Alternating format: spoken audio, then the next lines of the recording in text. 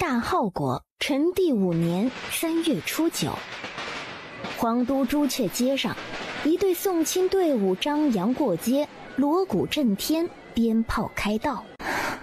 好难受。骆雪欣挣扎着，一点点睁开沉重的眼皮，入眼凤光霞帔，古色古香，鲜艳喜庆的红。她穿着古时候新嫁娘的衣服，双手被红绸捆绑，勒紧破皮，留下刺目淤青。什么情况？骆雪欣动了动手指，浑身酸软无力，动弹不得。身为华夏最年轻妖孽的小医仙，骆雪欣立刻做出判断，她被下药泄了筋骨力气，还毒哑了嗓子，难怪喉咙疼得要命，半点声音发不出。骆雪欣皱紧眉头，她清楚记得她死了，现在这副状态又是什么情况？借尸还魂？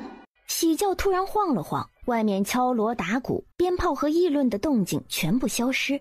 妇人谄媚哆嗦，惊恐的嗓子喊道：“小将军，您这是做什么？”摄政王有令，不办婚礼，不宴客，新娘子要么从后门抬进去，要么滚回丞相府。少年人张扬桀骜的声音，字字句句都是讥讽鄙夷。小将军，轿子里的可是丞相府大小姐，未来的王妃，怎么能走后门？利剑出鞘，嗡鸣轻颤，吓得不少人惊呼吸气。本将军不说第2遍。小将军饶命，走，快走，去后门。送亲的队伍连滚带爬，仓皇绕路，从后门抬进摄政王府。骆雪欣浑身无力，喜轿左摇右晃，他跟着从左边撞到右边，忍不住心底骂了声：“赵嬷嬷，这样会不会不太好啊？”过了今晚，他就是死人，怕什么？先前谄媚惊恐的嗓子，这会儿变了个人，又恶毒又不屑。哼，什么小将军，不过是摄政王的一条狗，威风什么？贱丫头，别傻愣着，去倒茶。盖头下的一双眼睛冰冷沉静，竖起耳朵听2个人说话。过了今夜，明儿早给他收尸，咱们任务就算完成了。回了丞相府，那可是一辈子都用不完的赏赐。赵嬷嬷，摄政王真的会杀他吗？摄政王府昨年进了3个美妾，一个当晚被砍掉脑袋，一个惹怒摄政王，丢湖里给食人鱼吃的只剩下骨头渣了。哎呀，赵嬷嬷打了个冷战。第3个呀，头次侍寝被摄政王刺了30多箭，血流成河，惨不忍睹。突然屋外传来仓皇脚步，语气极度惊恐害怕。快把人扶起来，坐着。哎呀，盖头衣服整理好，快再磨蹭，咱们都得掉脑袋。陆雪欣被人粗暴扯起来，拍拍打打整理，红盖头一直挡着视线。屋里屋外扑通跪了一地，颤颤巍巍地喊着：“拜见摄政王！”滚！清冷残忍的嗓音，冷血至极。立马所有陪嫁的人连滚带爬逃了出去。杯热水。是。沉稳的脚步声不慌不忙走向骆雪欣，一步一步如敲击在心口的鼓声，压迫感十足。能动了！我不是丞相府大小姐，摄政王总不能杀一个无辜替嫁的人。一抬头，入眼的男人给骆雪欣极大的冲击。身高至少1.9米，挺拔强健的身体，墨袍绣金蟒，雍容尊贵至极。眼前蒙了一条纯黑色的布，也遮不住她俊美绝色的容貌，但再出众都掩盖不了一个真相：她瞎，一个瞎，一个哑，看不见和说不出。外面的吵闹成了哭啼，大门砰的关上。陆雪欣踉跄走到铜镜前，刚看了眼，差点没吓得蹦起来。浓妆艳抹，这妆化的是什么鬼玩意儿？陆雪欣扭头就着茶水擦去脸上妆容，这是我的脸，我的身体，还以为是借尸还魂，结果不是，到底怎么回事？起死回生，时空穿越，也只有玉佩能给他答案。可骆雪欣搜遍全身，除了凤冠霞帔，身无一物。他的玉佩从不离身的珍宝暗器都不见了。该死的丞相府！大胆！我是你们摄政王妃的奶娘，让我进去，没有我伺候，王妃出事你担待得起吗？大门推开，洛雪欣拔下一根簪子藏在袖子里，转身冷冰冰地看着赵嬷嬷进屋。小贱人，谁准许你卸妆的？你做了什么？摄政王为什么把咱们都关起来了？小贱人，过来给我捶捶腿，跪了好几回，疼死了！快过来！不听话，把你乱棍打死！洛雪欣眼前一黑，内心绝望。这是什么天崩开局？我去，他现在就要杀我！好不容易活了，我可不想再死。身世没查清楚，拿我当替死鬼的丞相府没付出代价，我不甘心，不认命！洛雪欣眸光闪烁，紧急思索对策。拼了，赌一把！利剑落下的瞬间，洛雪欣身体滑下床榻，指尖蓄力按穴，瞬间胸腔一阵剧痛，血腥翻滚冲上喉头，滚烫鲜血喷出，溅了男人半身。来人！王爷，这是怎么回事？难道有刺客？不是。景灵挥剑斩断被拽住的袍角，语气冷冽不悦。雨安，过来看看。丞相府大小姐化的什么妆容啊？这是想吓死王爷吗？幸好王爷看不见。启禀王爷，人晕了，血里有药味，好像被人下了药。难道丞相府想栽赃王爷？景灵眼前罩着黑布，神色冷淡无情。叫方福林过来看看，丞相府所有人和东西就地羁押，没有本王的命令，不得进出。若是吵闹，斩！末将遵命。王爷，您去哪儿？脏了，备水沐浴。这身衣服，待会儿去烧了。方福林愣了神儿，递出纸笔，温柔试探。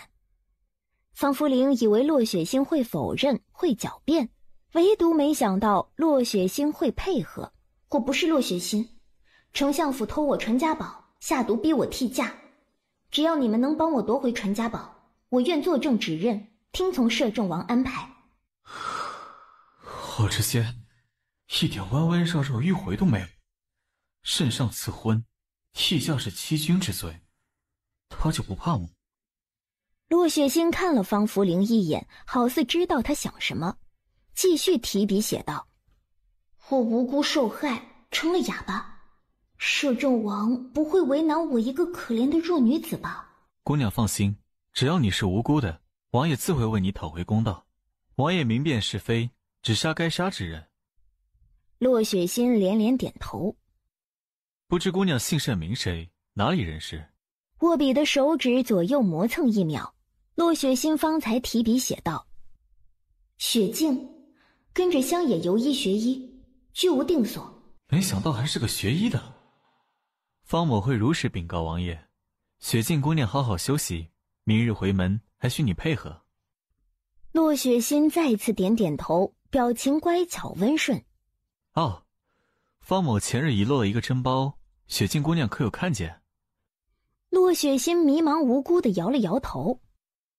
啊，那或许是落在别处了。西院外，方福林背着药箱，恭敬地站在景林身后，一字不落地复述。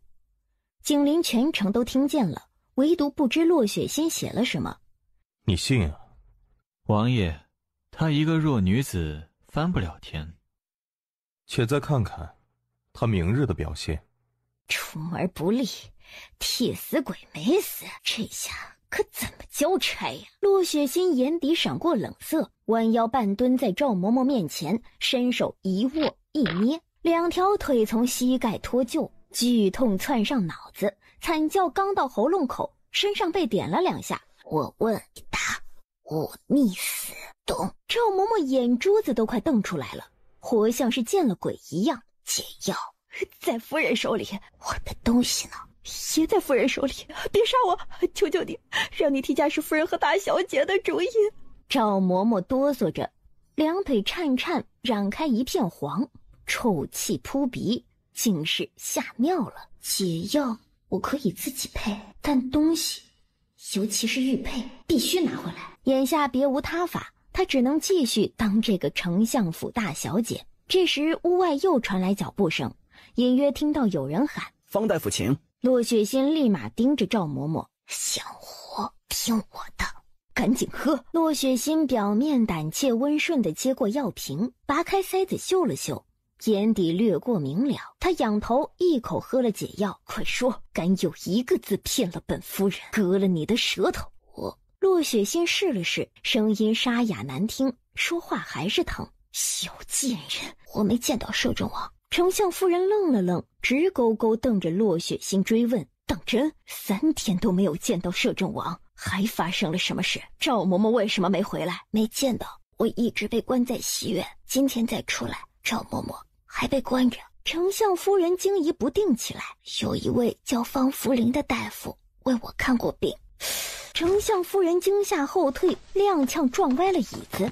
骆雪欣静静欣赏了一会儿丞相夫人的狼狈惊恐，方才勾唇开口：“赵嬷嬷说我是出嫁前偶感风寒，喝错了药，方大夫信了。”丞相夫人顿时松口气，脸上露出劫后余生的笑容：“夫人，我的东西呢？”“什么东西？”丞相夫人浑不在意，突然想起什么，脸色微微变化，重新审视打量起骆雪欣。这是一枚很好用的棋子。丞相夫人顿时心思活跃起来：“好孩子，先前我太着急，说错话，你别生气。当初要不是我救你，你早就喂了山里的狼。救命之恩，我也不要你涌泉相报，你就帮帮星儿，继续做这个王妃，好吗？”“我的东西呢？”“你这个孩子，当摄政王妃锦衣玉食，荣华富贵，要什么没有？你若真要你的旧玩意儿，那就听话。”“哼，我看起来就这么好欺负？”“我拒绝。”“你敢？”“我回去，方大夫会为我把脉。夫人猜猜，方大夫看到我身上的伤会怎么做？”翌日3朝回门，奴婢素月前来伺候王妃更衣回门。骆雪欣点了点头：“起死回生，穿越古代，玉佩是怎么做到的？一定要拿回玉佩，玉佩对我太重要了。”摄政王府的马车一路吸引了所有瞩目，尤其是看见马车往丞相府方向去的。呵，3朝回门，摄政王当女婿都没来呀，可见这第一美人也不受宠。摄政王看不见，再美也是给瞎子看，没用。哎，你们说王妃回门这么孤零零的，该不会摄政王连洞房都没做吧？丞相和丞相夫人听见了，不仅不怒，反而心底松了口气。恭迎王妃。丞相看都不看骆雪欣一眼，更不屑边上的丫鬟素月：“夫人，你们母女好好叙旧。”“哎呀，欣儿啊，母亲好想你呀，我们快进府，母亲有好多话想对你说。”丞相夫人立马上前，手劲极大，一把抓住骆雪欣，眼含警告恐吓。骆雪欣没有挣扎，顺着力道进入丞相府。妹妹，你在摄政王府过得可好？丞相府大公子骆锦成走过来，色迷迷地盯着骆雪欣，伸手就想摸她的脸。“成儿！”丞相夫人压低声音怒斥，使眼色说还有外人。门内早就等候的3个嬷嬷绑粗腰圆，虎视眈眈围过来：“小贱人，你怎么没死？说，你嫁进摄政王府做了什么？说了什么？赵嬷嬷人呢？”骆雪欣指了指自己的嗓子，她哑了，回答不了。“嗓子没了，还有手，去纸笔来。”“夫人，她不认字儿。”丞相夫人差点气晕过去：“去把解药取来。”骆雪欣垂下头，谁也没看到她眼底的冷幽，红唇浮现出一抹冰冷笑意。骆雪欣不仅不怕，还心生一计：“王爷事务繁忙，不敢耽搁，等我取回旧物，这就随王爷回摄政王府。”“胡闹！”丞相急了，虽然不知道景林为什么又来丞相府了，但不能就这么让人走了，传出去世人不知道怎么笑话。“今日府中已经备好回门宴，恳请摄政王赏脸，留下来小酌几杯。”“不必了，本王是来接王妃的。”景林语气冰冷无情，面朝骆雪欣继续说道：“旧物取回来了吗？”“还没有。”骆雪欣似笑非笑地盯着丞相夫人，丞相夫人只好绷着僵硬的笑脸，使唤自己身边的王嬷嬷去取东西，接着继续陪笑，和丞相你一句我一句，试图和景林搭话。结果景林理都不理，当两人是空气。好霸道，好冷酷，只要玉佩能拿回来，便抵消了景林拔剑指着我的事儿。等报仇解决丞相府后，若是他能不计较替价放我离开。野心多看了一眼景林眼前蒙着的布，脑海中闪掠过无数治疗眼疾的经验和资料。王妃，您的旧物都在这儿了。骆雪欣打开一看，真包暗器尚在，玉佩是一块翠色冰种雕凤玉，价值昂贵不菲，但不是他的那块，这不是我的那块玉。欣儿，你再看看，这块玉可比你那块破玉贵100倍，不要得寸进尺。我只要我原来的那块玉。丞相夫人眼睛都快把骆雪欣给瞪穿了。旧的不去，新的不来。你已嫁给摄政王做王妃，要懂事儿，不要耍小性子。一块玉佩罢了，偌大的丞相府舍不得给。丞相夫人不敢搪塞景林，扯了扯嘴角解释：“启禀摄政王，不是臣妇不给，而是那块玉佩丢了。”在哪儿丢的？什么时候丢的？谁弄丢的？夫人不会不知道吧？丞相夫人额头手心都是冷汗，死死瞪向王嬷嬷。奴婢罪该万死，前天晚上收拾王妃的闺房，一不小心弄丢了，好像是落在了花园。雨安，末将遵命。来人，搜查花园，翻个底朝天，也要找到王妃玉佩。摄政王府众府卫一拥而出，丞相府不敢拦，也拦不住。眼看着花园被掀翻，花倒土翻，动静极大。丞相夫妇身体发抖，又气又怕，说不出话来。放心，会找到的。骆雪欣无声吸气，愣愣看着景林，好像听到了自己心脏狂跳的声音。王爷，花园没有，多半是落在了别处。继续搜，找到为止。摄政王，丞相脸色铁青，颤抖张嘴。臣向摄政王保证，定会找到玉佩，完好无损地送去摄政王府。恳请摄政王收兵，不能再搜下去了。再搜，整个丞相府都要被掀翻了。王妃意下如何？丞相闻声直勾勾盯着骆雪欣。玉佩不能有一点损失，我在摄政王府等丞相好消息。好，恭送摄政王和王妃。景林没动。弄丢玉佩者，杖20。末将领命。饶命啊！夫人救！林雨安打了个手势，摄政王府府卫立即冲入屋内，捂着王嬷嬷嘴巴拖了下去。眼看景林当着他的面处置丞相府的人啪啪打脸，丞相憋得脸色铁青，送祖宗一样连忙送走景林和骆雪欣一行人。夫人，你是怎么办事的？叫一个替死鬼骑到本相头上，他不是毒哑了吗？还有玉佩又是怎么回事？丞相夫人哭丧着脸，捂着心口喊叫：我哪知道摄政王会为那个贱人出头，本来打算让成儿好好教训一顿，再给他毒哑，谁知道摄政王来得这么快。至于玉佩，丞相夫人表情精彩起来，又怄又无奈。玉佩让星儿拿走了。什么？他拿玉佩做什么？胡闹！丞相气得拍桌，连忙喊来管家，迅速去骆雪欣藏身的郊区别院取回玉佩。幸好摄政王还不知道他是个替价的冒牌货。丞相夫人表情变来变去，没吭声。成儿人呢？丞相夫人摇摇头，叫人去问，才知骆锦成翻窗摔了，躺在床上等大夫来看。骆锦成可是丞相夫妇的宝贝疙瘩，赶忙去看望。此时他们尚且不知，骆锦成的子孙根被废了，不是太监，却胜似太监。一道黑影趁乱鬼魅般悄无声息地离开了丞相府。马车内，素月跪坐在一旁，张嘴轮流发出数人声音，活灵活现，如亲临现场。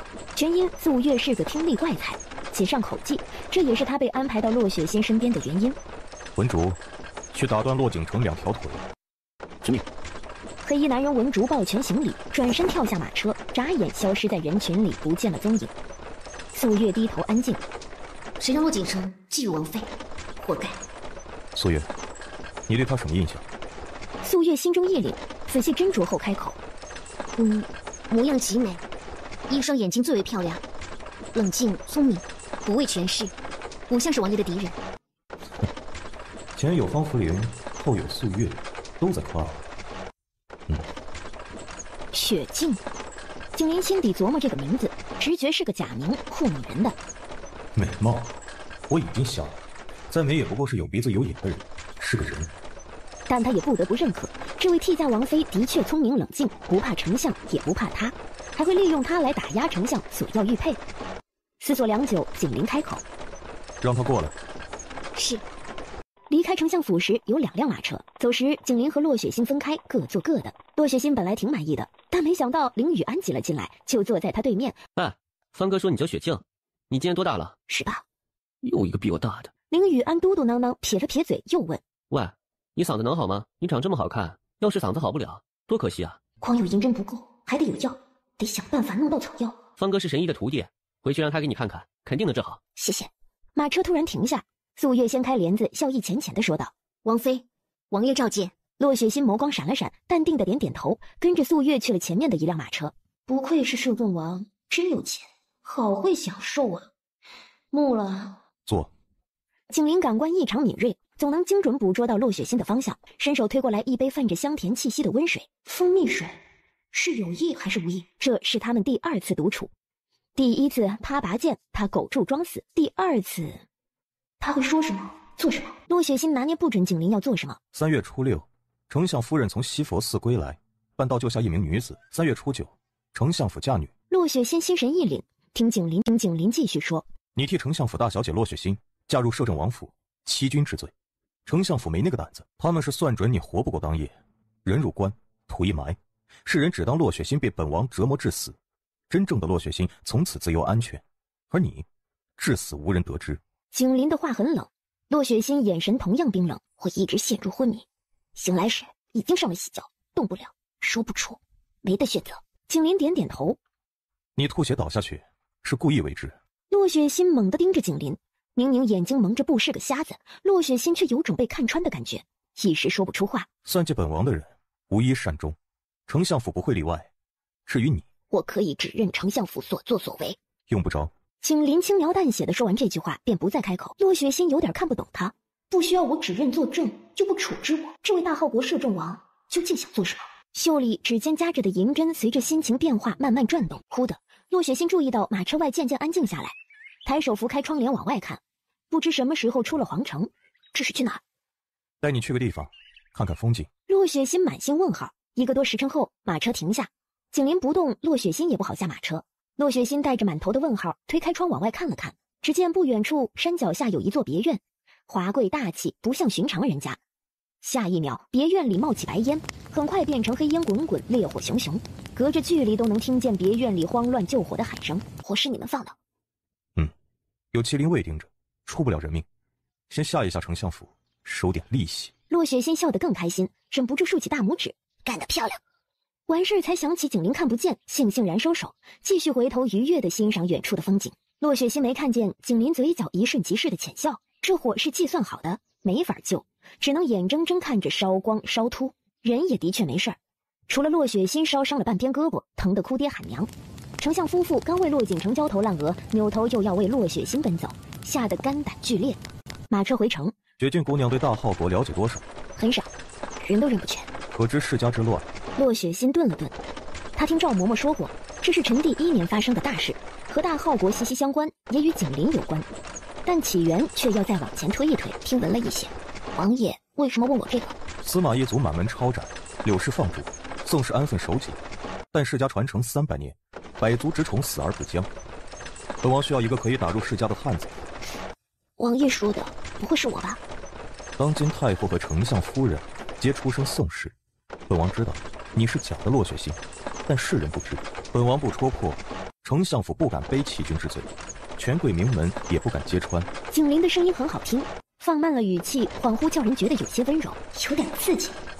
丞相府毒害你，利用你，雪静姑娘难道不想报仇吗？洛雪心眼睛闪了闪，直勾勾盯着景林问：“报仇是肯定要报的，但我为王爷做事有什么好处？”你可以提3个条件，不违背伦理纲常，不作恶犯奸，本王都可以满足。第一，我既然是王妃，我要有王妃的权利和自由。第二，必须拿回我的玉佩。好。第三，洛雪心想了想，留了条后路。第三，等我想好了再告诉你。好。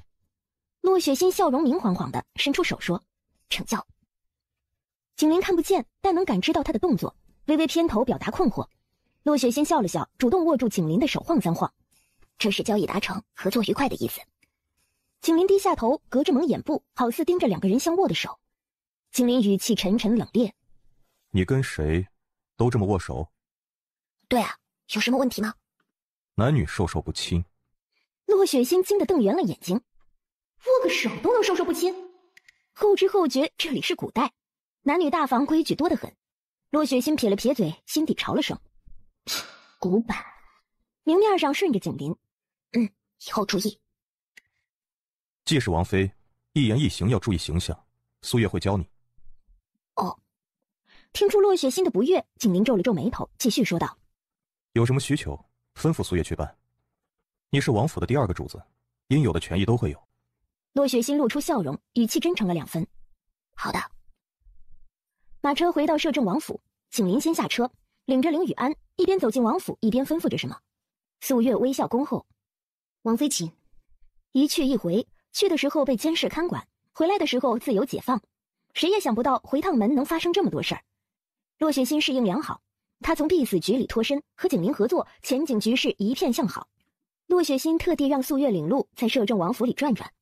回到西院，府尉来禀告：“赵嬷嬷等人一直在柴房叫喊，问怎么处置。”素月静静看向洛雪心，洛雪心想了想，开口：“我只需要赵嬷嬷一个人，其他的，素月你问问王爷，随便他处置。”素月领命。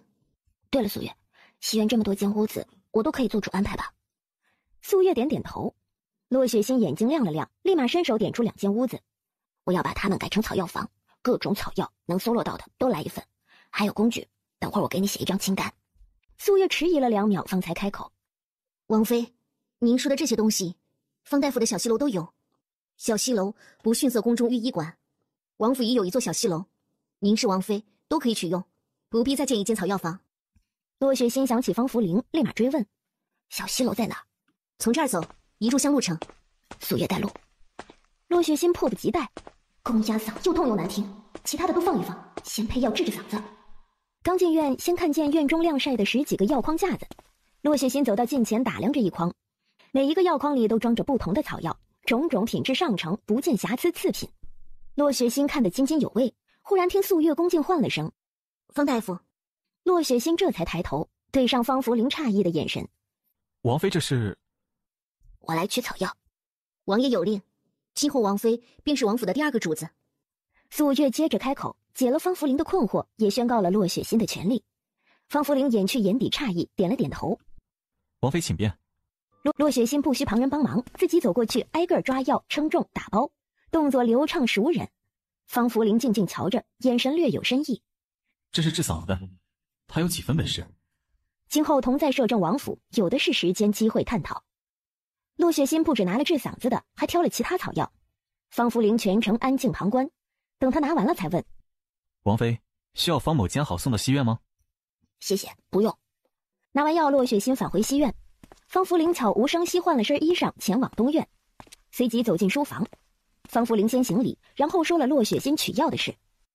景林手中把玩一件玉佩，淡淡点头：“他是本王打入世家的探子，王妃的身份也能帮本王解决很多的麻烦。”“这么说，王爷相信雪静姑娘了？”景林动作微顿，摇了摇头：“连雪静这个名字都是假的，这位替家王妃身上的秘密多得数不清。”麒麟卫只查到丞相夫人救他，其他的查无此人。他像是凭空冒出来的人。玉佩既是他的传家宝，便从玉佩下手，看看能否查到点东西。你们瞧瞧，有见过、听说过的吗？方福林和林雨安凑上前看，玉佩看起来古朴不值钱，是个陌生的图腾样式。2人都摇了摇头，心底也很是震惊错愕。林卫是景林一手创建的组织，在边疆战场上令敌人闻风丧胆。麒麟卫的情报机构能查敌国皇帝昨夜穿的什么裤衩，居然查不到洛雪欣丁点的行踪。这洛雪欣不简单呐。王爷，他看起来很宝贝这块玉佩，既然拿回来，要不要还给他？暂时不。为什么？还他玉佩，他不是会更忠心吗？景林又拿起玉佩把玩，他不好开口，他有种直觉，给了洛雪欣玉佩，他肯定扭头就跑了。丞相府，丞相夫人也好不到哪儿去，又是胆战心惊，又是心疼流泪，围着洛锦城和洛雪欣兄妹俩团团转。星儿，是不是你拿那替嫁小贱人的玉佩了？洛雪欣点点头。丞相夫人更气恼了，星儿，拿他玉佩做什么呀？差点害了娘和你爹。玉佩呢？快拿来。一个破玉佩，为什么不能拿？我都这么疼了，娘还骂我。洛雪欣又哭嚎起来，丞相夫人赶忙安抚，又叫丫鬟去找玉佩。谁也没瞧见一道黑影从梁上飞出窗，消失不见踪影。丞相夫人见到玉佩，方才长松一口气。娘，我今这块玉佩花样特别才拿的，有什么问题吗？丞相夫人表情难堪，将前因后果都说了一通。洛雪欣听呆了，她一直躲在别院，不知外面状况。他为什么没死？不是说摄政王酷爱折磨女人吗？娘，你和爹爹快弄死他，不能让他顶着我的名头享福作乐。洛雪欣脸孔扭曲，妒忌怨毒至极。丞相夫人狠狠咬牙，娘比你更想弄死他，但现在有摄政王撑腰，谁也动不了他。玉佩有了，过几日琼花宴，骗他出摄政王府，这回一定要给他点颜色瞧瞧。洛雪欣连连点头，眼神怨毒。一个替嫁死的小贱人，不许风光潇洒，必须过得很惨，越惨越好。西院，简药、煎药，昨日一碗，今早一碗，2碗药下肚，加针灸治疗。洛雪欣嗓子还是沙哑难听，但好歹是不疼了，痊愈在望。王妃，素月喊了声，洛雪欣这才发现自己想得入了神儿，已经过了西院门口。洛雪欣对素月笑笑，扭头走回去。一进西院，洛雪欣抬头看见一个漂亮小公子抓着她的药丸正往嘴里塞。住口，别吃，药多。漂亮小公子扭头看他，一脸天真无邪，又往嘴里塞了一颗。你是傻子吗？说了有毒不能吃。王妃，素月，你拦我干什么？必须马上让他吐出来，虽然不死人，但也有他好受的。王妃，他是……不必，让他吃。素月和景林的声音同时响起。景林从西院外走来，素月急忙转身行礼。景林站在洛雪欣面前3步远。名臣百毒不侵，没事的。漂亮小公子点头如捣蒜，就冲洛雪欣笑得天真无邪。姐姐的药丸子好香，甜甜的，好吃。洛雪欣默了，她眼神深幽锐利，上上下下盯着李明晨打量审视。百毒不侵，真的？我小时候吃虫子，大点吃各种药，有罪差点死掉，是义兄救了我。什么倒霉人生？等等，洛雪欣后知后觉地反应过来，景林喊他明晨。当今圣上，臣弟的大名就是李明晨，能喊摄政王义兄，除了李明晨，不会有第二人。好家伙！洛雪欣眼睛闪了闪，假装没认出来。他可不想行古人的3跪9拜大礼。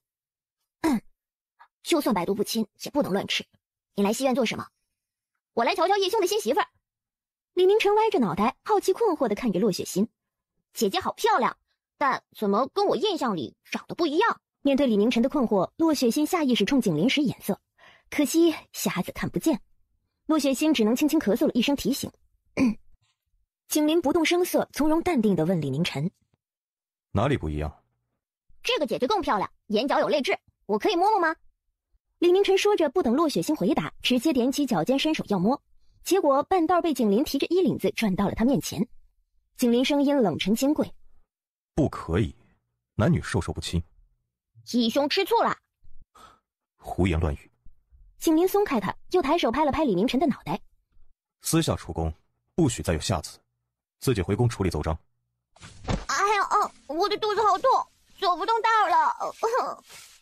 谁知李明晨惨叫一声，一屁股躺了下去，滚了圈抱住洛雪欣的小腿，脸色煞白，哼哼唧唧：“漂亮姐姐，你跟义兄说说，我得躺躺，回不去了。”洛雪欣。景林深呼吸：“起来，一国之君成何体统？”起不来，正浑身都疼。哎，用过午膳，立马滚。好的，谢谢义兄收留。李明晨分分钟变脸，从洛雪欣身后探出一张笑开花的脸。见此，洛雪心凝重沉思：我会不会被灭口啊？好在没事儿，洛雪心还跟着景林、李明晨一块用午膳，色香味俱全的满汉全席，吃得洛雪心肚子满足，身心舒坦。不过洛雪心发现李明晨吃东西百无禁忌，辣椒、花椒、姜也在吃，怪哉！洛雪心眸光悠悠。李明晨似乎没有味觉，这位年幼的臣弟实在是让人超出想象，有些病娇，与众不同。李明晨和景林的关系也不一般，如沐粘人的不像义兄义弟，更像父子。饭后，凌雨安进来禀告：启禀王爷，丞相府送了张帖子给王妃。景林微微点头，凌雨安这才将帖子送到洛雪心手中。洛雪心打开瞧时，凌雨安毕恭毕敬地向景林禀告：王爷，是邀请王妃3日后赴琼花宴。琼花宴今年由林国公夫人负责，在北陵山中举办，只要1众女眷。丞相夫人还有一句话带给王妃，说玉佩找到了。洛雪心啪地合上帖子，眼神冷幽，语气肃杀：我去。景林转了转玄铁扳指：放心去，本王做你的后盾。琼花宴，鱼儿该咬钩了。转眼3日后，洛雪心和景林合作后再次出门，给足了牌面。文竹率10余位摄政王府卫骑马护送，马车也换了一辆，外面奢华贵气，内里五脏俱全，舒适又享受。不管丞相夫人玩什么花样，玉佩必须拿回来。北林山庄在郊外，快到的时候，马车突然停下，外面传来一阵说话声：姐姐好。洛雪心震惊，难以置信，见鬼似的盯着面前这个漂亮小姑娘。马车里还有个素月，同样惊呆了，艰难晦涩的张张嘴。嘘。李明晨以扇遮面，鬼机灵的摇摇头：唤我锦绣小姐，可别再叫错了。你在做什么？我想看热闹啊，不是，怎么把真心话说出来了？李明晨摇头晃脑，咧嘴诚心说：哼，那些坏女人肯定会欺负姐姐，我来帮姐姐呀。姐姐放心，我对付女人有一套。义兄说过，天下最毒的女人都在宫里。李明晨拍拍胸口，不知道塞的是什么，被拍得扁了一点，又慢慢胀回来。洛雪心看得嘴角抽搐，遇到这么个病娇不走寻常路的小皇帝，景林这个摄政王是真的不容易。山庄到了，阳春3月，百花齐放。进到前院，一众达官显贵的女眷们簇拥赏花，嬉笑打趣。这是谁啊？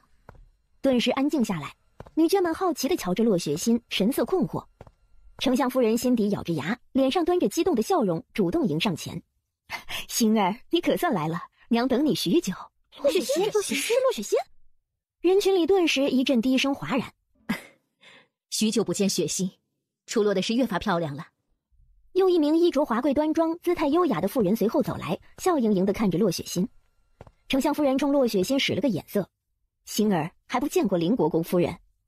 洛雪心懂了，她没死，景林也没有揭穿她，丞相夫人只得给她铺路，坐实洛雪心这个假身份，但不代表她就会乖乖听话。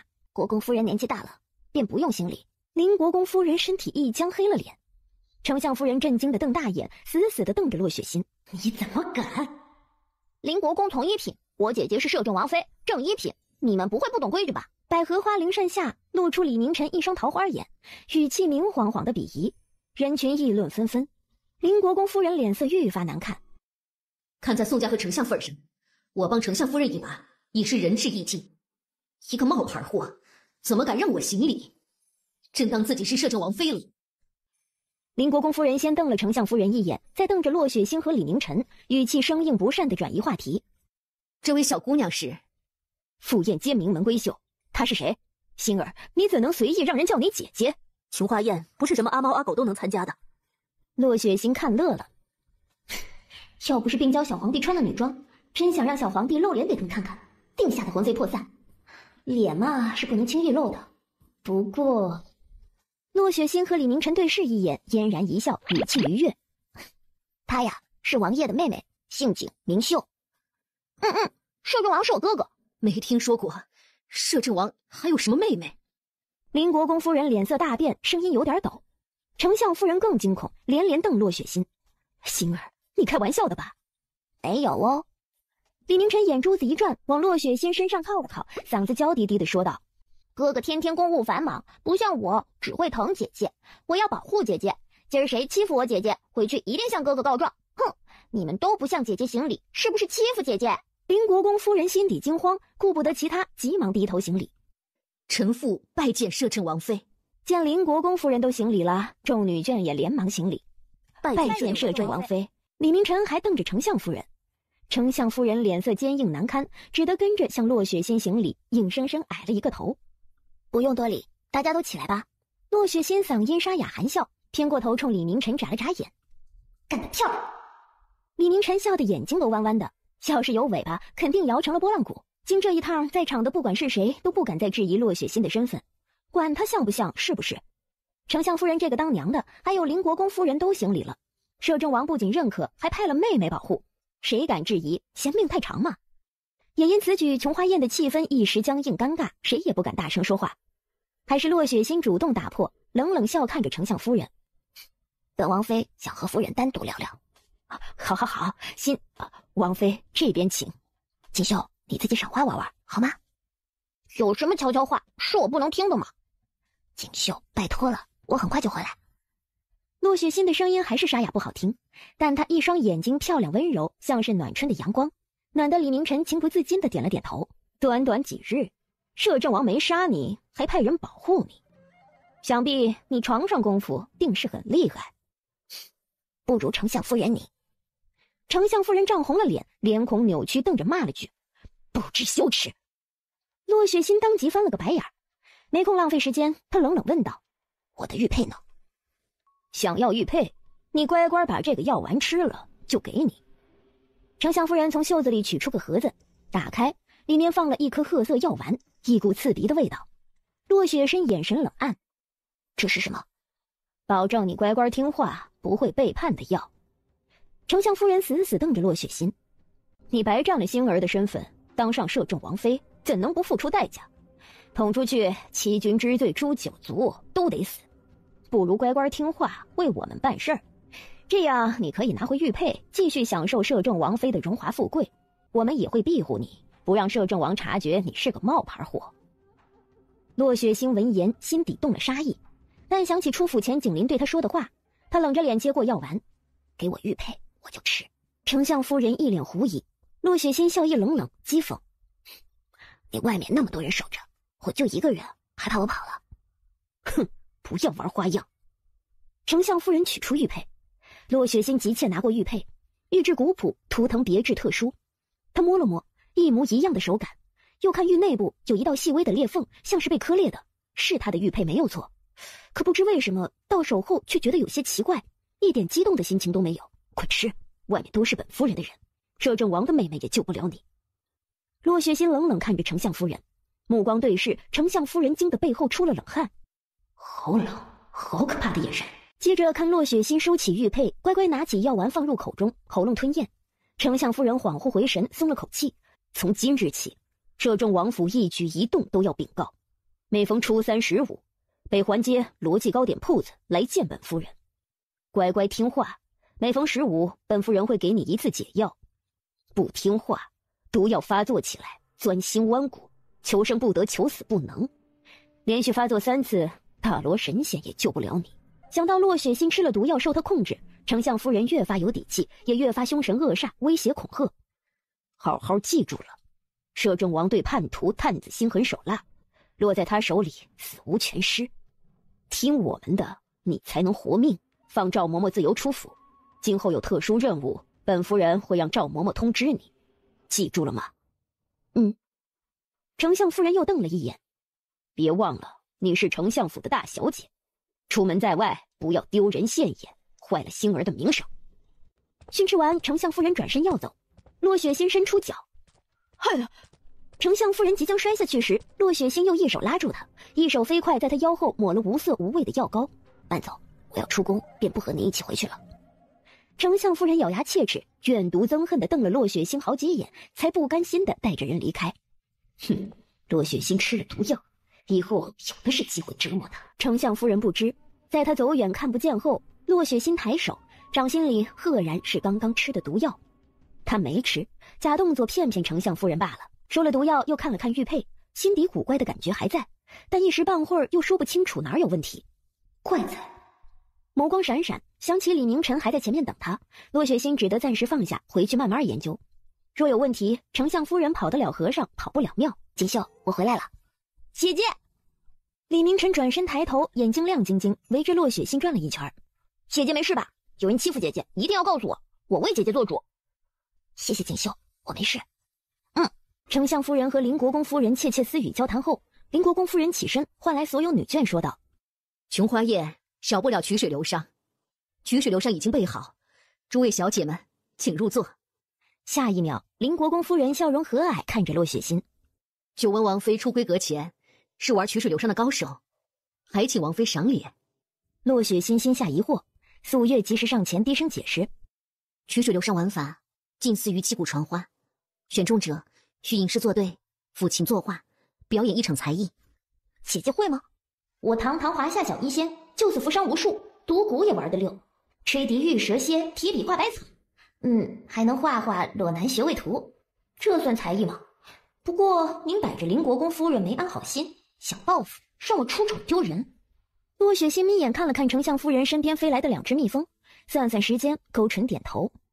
好啊，报身份，洛雪欣的位置在林国公夫人和丞相夫人身边，但他们落座后一看，洛雪欣带着李明晨坐在最角落，果然是下贱的贱民，飞上枝头也变不成凤凰。将夫人缩了缩，神色难看，边上的嬷嬷丫鬟赶忙驱赶，但不知为什么蜜蜂好像越来越多了。林国公夫人坐得近，有点嫌弃不悦，问道：丞相夫人，你是不是抹什么香膏了？没有啊。丞相夫人低头闻闻，身上什么味儿都没有，只当是百花齐放，院子里花香惹来的。正说着话，蜜蜂越来越多，围着丞相夫人打转的时候，也将左右两边的女眷卷了进去，全都慌张躲避驱赶，根本没空开始游戏。林国公夫人怒道：快把这些虫子打死！不打还好，一打蜜蜂炸了窝，竖起屁股上的毒针狠狠扎下来。疼死了！救命啊！好呀！直接乱了套，嗡嗡声下，尖叫惨叫不断。曲水流觞桌另一头，洛雪欣好整以暇，出了颗葡萄送入口中，红唇弯弯笑着：锦绣，咱们有热闹看了。刺客拔刀杀来，寒光刺眼，洛雪欣锁定角度射出暗器和银针。与此同时，一道疾驰如雷的黑芒从外面掠空杀来，洛雪欣听见了马蹄声。一支黑底经文的羽箭破空而来，洞穿刺客喉咙，力道之猛，直接将刺客尸体钉在了树干上。紧随其后，又是一支接一支的利箭，箭无虚发，一箭杀一人。义兄来了，姐姐，义兄来救我们了！洛雪欣暗器和银针不停，干掉2个刺客后，才转身看出去。光线不强，昏暗的树林里，颜色如泼墨般的高大骏马神气威武，马蹄声响如惊雷。景林一身玄衣便装，眼前蒙着黑布，好帅！天神下凡般俊美强大，洛雪欣一时看得愣了。保护王妃和小主子。景林身后，林雨安率麒麟卫驾马追上，四散杀向刺客，局势瞬间扭转，换成刺客惊慌逃窜。李明晨激动地蹦了起来：义兄，这里，我和姐姐在这里！跨过耳朵，听声来到李明晨和洛雪欣面前，拽住了缰绳。景林翻身下马，声音冷血肃杀：没事吧？义兄，姐姐为了救我，手上流了好多血。李明晨眼眶红彤彤，嗓子沙哑，带着哭腔。景林当即皱眉，周围血腥味太重，一时没能分辨是谁身上的。2步走到洛雪欣面前，景林伸出手，又因为看不见，卡在了半道。雨安，伤在哪儿？左臂上，没事，皮肉伤，看着吓人罢了。我已经封了穴位止血。王爷有伤药吗？林雨安正好赶过来，看见洛雪欣胳膊上的血红，惊得倒吸口气。金疮药和止疼药拿来。是。林雨安从怀里掏出2瓶药，都是方格做的，比宫中御医的还要好。王妃，你快吃几颗。景林一把拿过，一边倒出药丸，一边冷冷吩咐：杀无赦，一个都不能放过。末将遵命。景林递出药丸：你左手别动，就地处理好伤势，我们再离开。好。洛雪欣接过药丸服下，他单手处理不了伤势，景林看不见，便交给了李明晨。李明晨自幼在冷宫受尽欺凌，皮外伤家常便饭，早就习惯了，经验也很丰富。但帮洛雪欣处理伤势的时候，红着眼睛，眼泪大颗大颗的落。男儿有泪不轻弹，更何况你是皇帝，不许哭。李明晨努力的憋，但还是在掉眼泪。安全了，别哭。李明晨没有说话，光顾着点头，眼泪慢慢收起来。包扎好了洛雪欣伤势，李明晨转身跟霜打了的茄子一样，奄奄认错：余兄，我知道错了，你罚我吧。景林神色冷冽无情：今日知道你出宫的都有谁？李明晨报了几个名字：杖杀、李明晨点点头，刺客冲着他来，行踪走漏，他身边又安插了敌人。至于陛下，景林面朝李明晨，语气残酷冷血。明日退朝后，习武3个时辰，没有本王的命令，不得再出宫。李明晨红着眼，不舍得回头看了眼洛雪欣，才点点头说：“好。”不多时，素月带着夏玉东兰赶来复命，刺客已伏诛，林雨安正在收场。景林面朝洛雪欣的方向，肃杀冷厉的气势稍稍缓和，开口问道：“还能走吗？”洛雪欣起身：“可以。”景林略微思索了1秒，吹了声哨子，那匹乌黑如墨、威武帅气的高大骏马走过来。景林对洛雪欣递出手：“来，本王骑马带你回去。”姐姐，这可是踏月乌骓，大号最好的战马，姐姐快上马，你流血这么多，不能再走路。李明晨又恢复了生机，连连冲洛雪欣眨眼睛。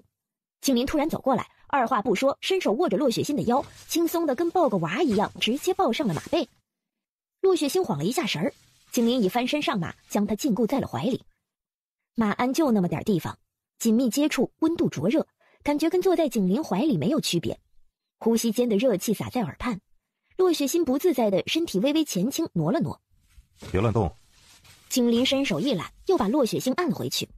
这下是真的没距离了。乌月有脾气，乖乖坐好，本王不会摔了你。洛雪欣，这是摔不摔的问题吗？景林身上的火气也太旺了吧，跟火炉子一样，肾一定很好。救命！我在想什么？洛雪欣举起右手捂住了脸，透过手指缝能看见她通红的脸，还有一对红的能滴血的耳垂。可惜了，景林什么也看不见，只能听到洛雪欣砰砰的心跳和急促的呼吸声。景林当是疼的，当即双腿一夹马腹，丢下一句：“让雨安护送陛下回宫。”先骑马走了。属下遵命。李明晨一点也不介意被丢下，景林走了，他才放松下来，有心思开玩笑：“朕觉得义兄很满意这门婚事。”素月3人不吭声。李明晨不满：“难道不是吗？义兄从前可没有带别人骑过马，连朕都不许摸乌月。嘿嘿，义兄喜欢就好，国师诚不欺朕。”陛下，国师就是个骗子，王妃可不是洛雪欣。朕知道姐姐不是，可如果没有朕赐婚，姐姐跟义兄又怎么会走到一起？再说了，姐姐顶着洛雪欣的名字嫁入了王府，国师还是算对了。好有道理，无法反驳。素月沉默了。3月阳光温煦，洛雪欣胳膊受了伤，缠着绷带不便行动，便叫素月抬了躺椅在院中。午后晒着太阳，右手举着玉佩端详打量，越看越觉得奇怪。洛雪欣是个孤儿，师傅捡到她的时候，除了裹身体的襁褓，一张纸便是这块玉佩。洛雪欣自懂事起，便好奇爹娘是谁，为什么丢下她？纸上的血是他们出事了吗？不管答案好坏，洛雪欣都想知道自己的来历。于是满了18岁后，离开医谷，前往师傅捡到他的古遗址救济，尝试寻找答案。可惜他死了，死而复生，再次睁开眼，已身在另一个世界。只要他能再次找到催动玉佩发挥神奇功效的办法。记忆闪现，洛雪欣猛地坐起来，引得素月好奇看过来。接着洛雪欣的举动惊得素月喊叫着冲过来：“王妃，你在做什么呢？伤口裂了。”“没事，不用管我。”洛雪欣拆开绷带，拿着玉佩往伤口上一按，崩裂流血，沾染红了玉佩。洛雪欣直勾勾盯着玉佩，惊喜没有发生。不对劲儿。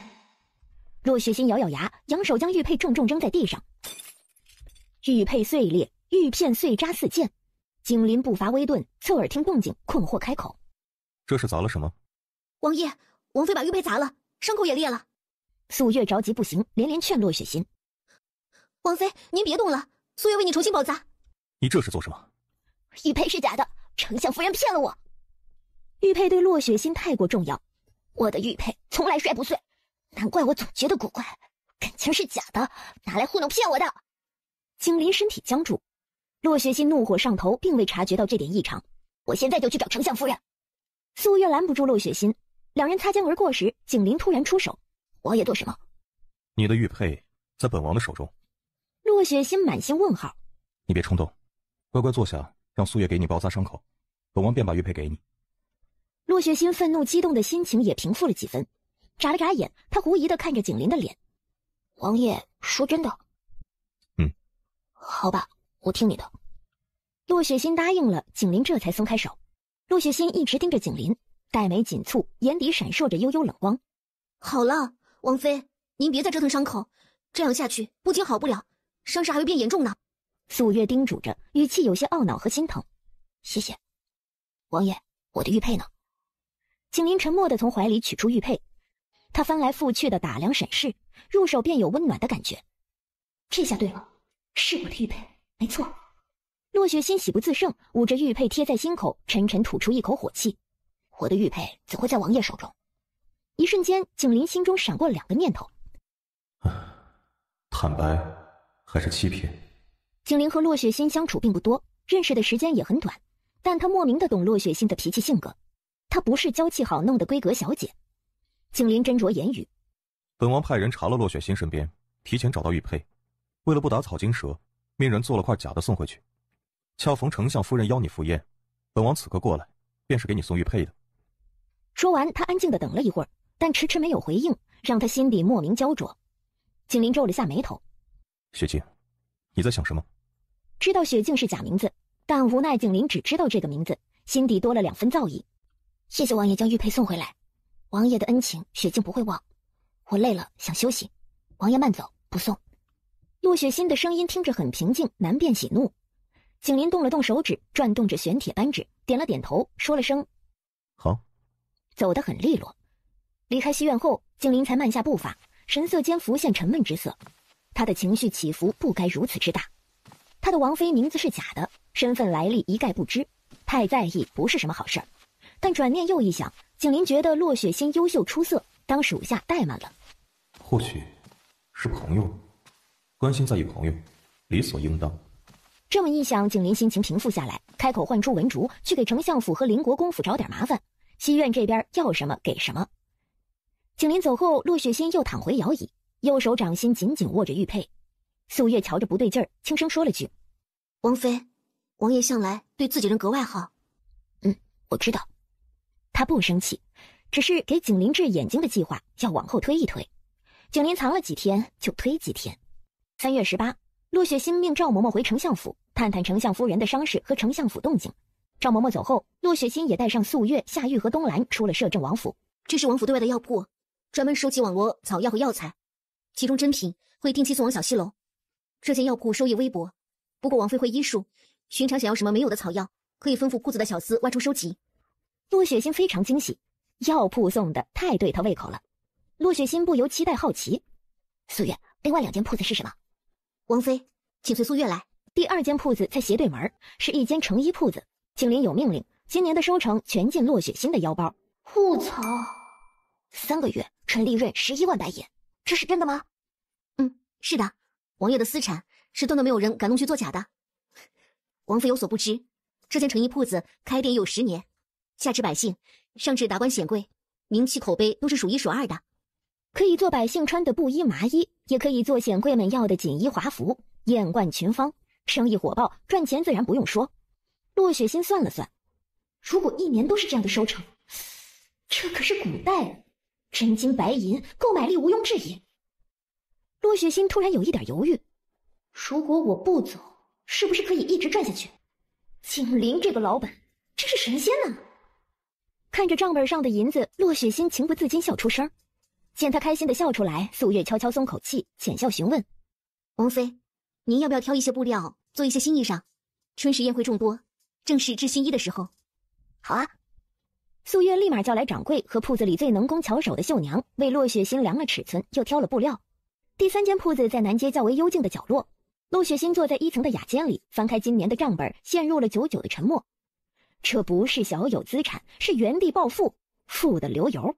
一场厮杀不至于送这场泼天富贵，景林定是图谋别的。他看不见，美貌无用，我也没机会展露自己的医学真本事。那他图什么？洛雪心困惑了，百思不得其解。外面突然传来吵闹争执，声音越来越大，打断了洛雪心的思绪。外面怎么回事？启禀王妃，有2位客人在争抢一件首饰。洛雪心立即起身。现在珍宝阁是他的铺子，为他赚钱，吵架影响生意可不行。宋一娇，你要不要脸？本郡主先来的，你凭什么抢本郡主的簪子？姓宋。洛雪心眼底闪过幽光，偏头看向另一人。本小姐瞧上了，才不管什么先来后到。李云昭，你重新挑个别的。凭什么？宋一娇，你不要太过分！云昭郡主都快气哭了。这只茜珊瑚珠坠璎珞的簪子老气了一些，并不适合云昭郡主。洛雪欣在柜面摆台走了一圈，取一只海棠花的宝石发簪递给李云昭，这只更适合你，明艳多彩，很漂亮。李云昭惊呆看着洛雪欣，小心翼翼伸出手，谢谢。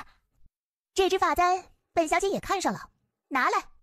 谁知宋玉娇半路伸手就夺，洛雪欣反应更快，侧身避开，然后上前一步，直接插进李云昭的发髻。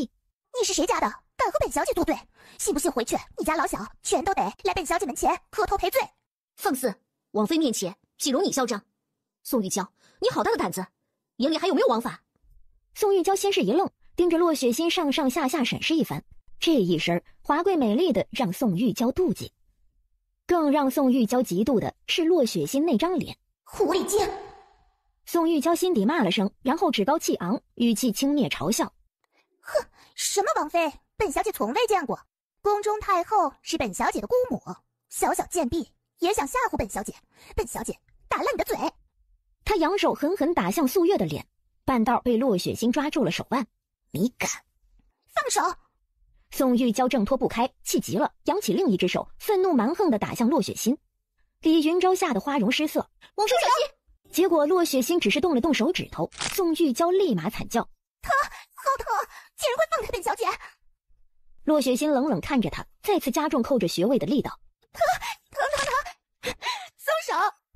宋玉娇叫得凄惨，眼泪都掉出来了，再无嚣张气焰。洛雪欣这才甩开了他。和宋玉清对视两眼，宋玉娇抖了抖，红着眼眶，委屈不甘地低下头：我错了，对不起。王妃可满意？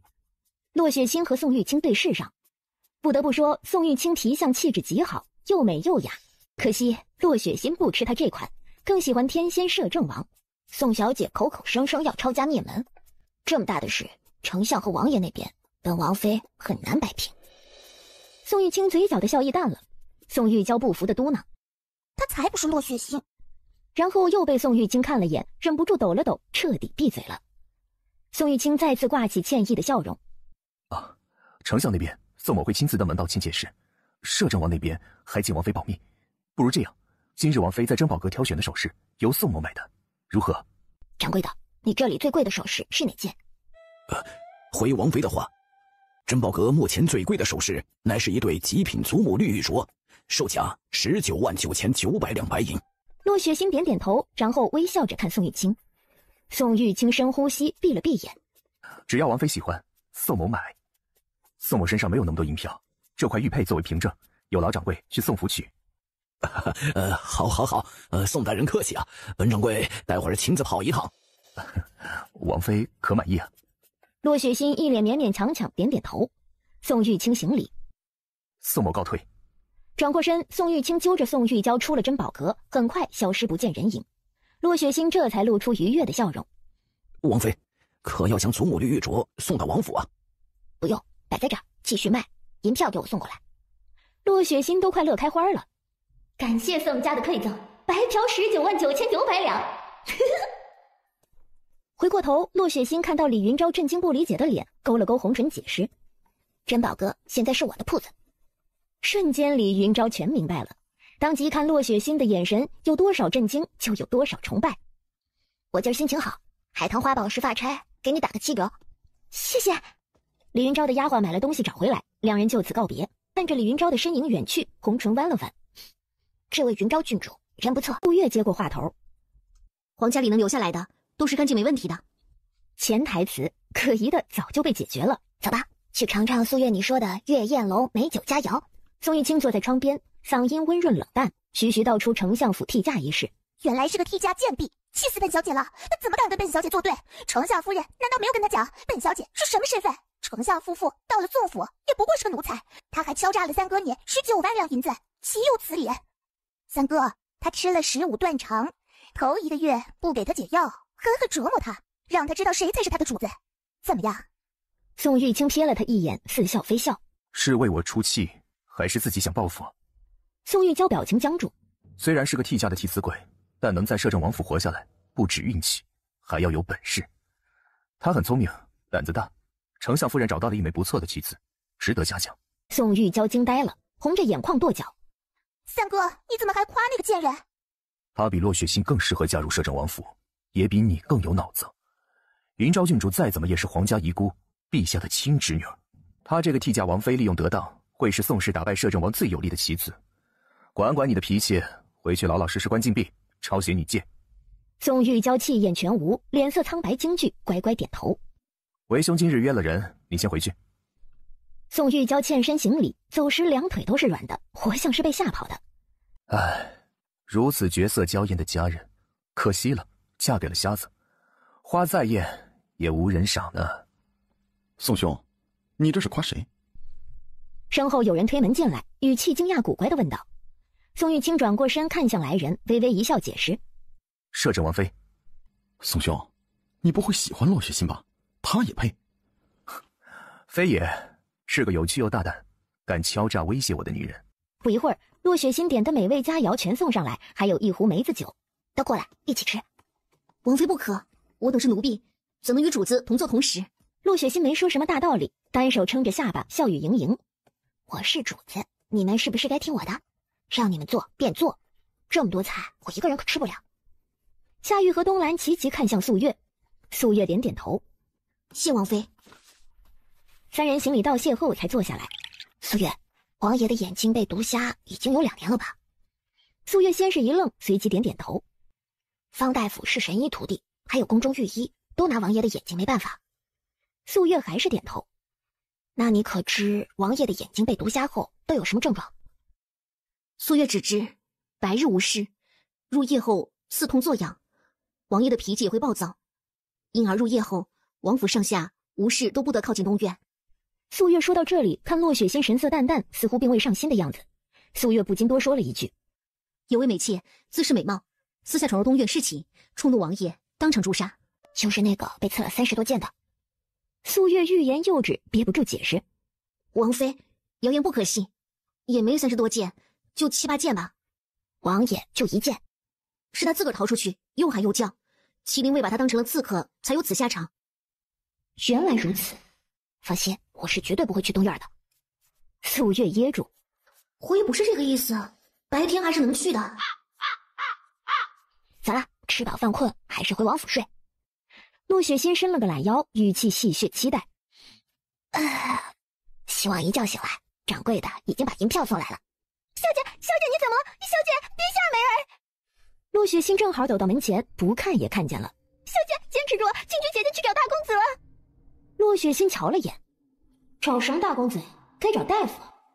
不过等大夫来，这小姑娘怕是凉透了。这时对上小姑娘的眼睛，水汪汪，装着痛苦和窒息，挣扎在绝望垂死之间，向她求救。怪可怜的，瞧着也才13、14岁。王妃，他动了恻隐之心，一边扁起袖子，一起走进去。你是谁？想干什么？救你家小姐。不行，我们不认识你，你休想害我家小姐。你再抱紧点，你家小姐现在就会死。梅儿低头一看，自家主子都在翻白眼了，吓得赶忙松手。救命！救我！陆雪心捏着小姑娘的脸，看了看喉咙，语气严峻冰冷。素月，扶着她后背坐直。好。你是不是大夫？你知道我家小姐是谁吗？夏玉，把她嘴巴捂住。夏玉立马过去捂住了梅儿的嘴巴，拖到角落里去。东兰站在门边，皱眉看着周围包间听见动静凑过来看热闹的人群。外面吵吵闹闹，洛雪心丝毫不受影响，漂亮脸蛋冰冷沉静，一手捏住小姑娘的脸，卡住腮帮子不能动，一手并指伸入嘴中。小姑娘哆嗦着要挣扎，按住了。洛雪心对素月说完，又放柔了语气安抚小姑娘：别怕，很快就结束。洛雪心手指触碰到喉咙深处，堵塞的几乎没有缝隙，滑溜有弹性的东西，指尖用力狠狠一抠，破了。洛雪心刚收回手，小姑娘浑身一抖，张嘴哇地喷出一口血水，然后剧烈痛苦地咳嗽起来。乔元晨收到消息匆匆赶下来，挤开人群正好看见这一幕，震惊惶恐，他怒斥着冲过去：你在干什么？你对我妹妹做了什么？林旭要是有事儿，我要你的命！我在救她。救？你当我是瞎子？哥，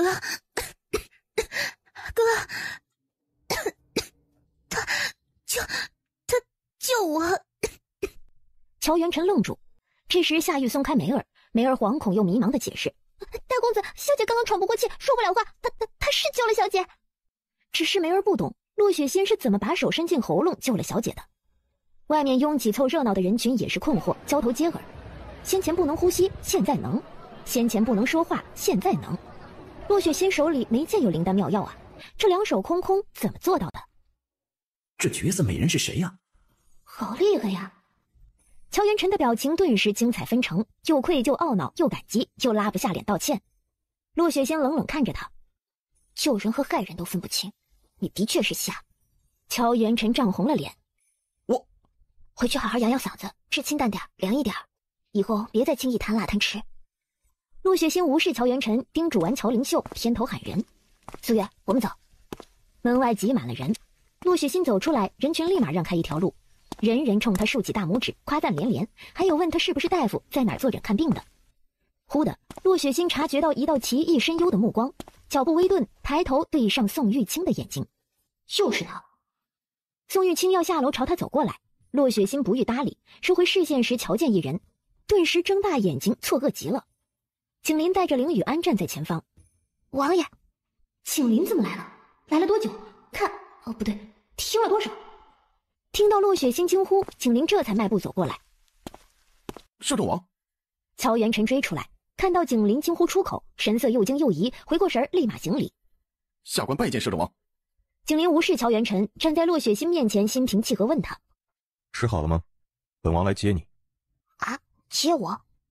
看到景林点点头，骆雪欣大感错愕。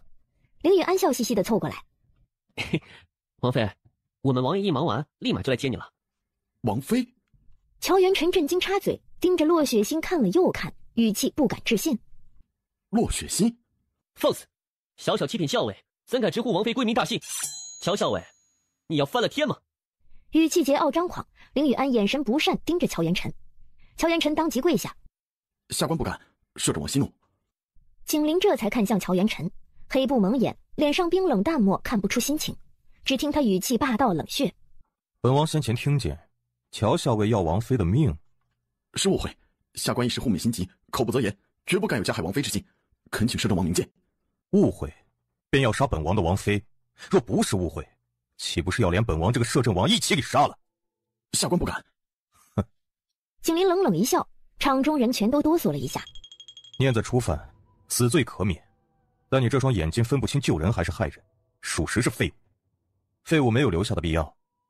雨安，挖了他的眼睛。遵命。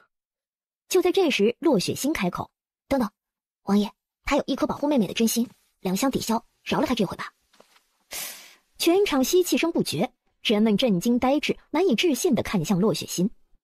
他不要命了？摄政王残暴狠辣，唯我独尊，连小皇帝都得听摄政王的，不敢忤逆反对。骆雪欣凭什么？真以为自己是王妃就有免死金牌了？他误会你，冲撞你，你不生气？果然是在给我出气。天仙摄政王这么好的老板，我给满分。心情好极了，骆雪欣笑着开口：“我从不为不值得的人生气，气大伤身，没什么比自己的身体更重要。”景林若有所思，赞同的点点头。骆雪欣嘴角笑意更深：“王爷，我们回家吧，我困了，打算小睡一会儿。”好，林安，给礼部尚书送个口信，好好的管教自己的儿子，再有下次，本王绝不饶恕。末将领命。乔元辰看见宋玉清进来，忍不住张嘴：“宋兄，他是骆雪欣？”“是，也不是，唯一不变的是他摄政王妃的身份。还有，他救了灵秀，救了我。宋兄，丞相府是从哪儿找来的？容貌比骆雪欣美，还会医术，更重要的是，他能改变摄政王的主意，简直不可思议，难以置信。”宋玉清也很好奇，可惜丞相夫妇半路捡到，一心送去替嫁祭祀，压根没查过。过去这么多天，再查也难了。摄政王妃救了你们兄妹，你们可得好好感谢。不日，姑母在宫中设宴，这个机会千载难逢。宋兄说的极是。回去，骆雪欣和景林同坐一辆马车，其他人都在外面跟着。骆雪欣发现他和景林独处的时候，基本都在马车上。看过铺子，可还满意？满意。王爷是永远送我了，还是暂时的？骆雪欣坐直了，眼神期待探究看着景林问道。账本上白花花的银两实在充满诱惑力。只要我们一直是朋友，便归你所有。朋友？景林点点头。虽然骆雪欣替嫁成了他的王妃，但他对骆雪欣暂无男女之情，也无偿欢作乐的想法。景林欣赏他，尊敬他，做朋友最合适。你在看什么？王爷刚刚听见我救人的全过程了吧？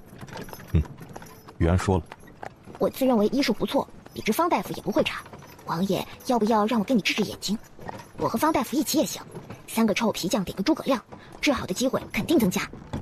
洛雪欣笑语盈盈，景林的俊脸却冷了下来，周身气势迫人，冷淡开口：“不必。”洛雪欣微愣，皱眉：“王爷不信任我的医术？”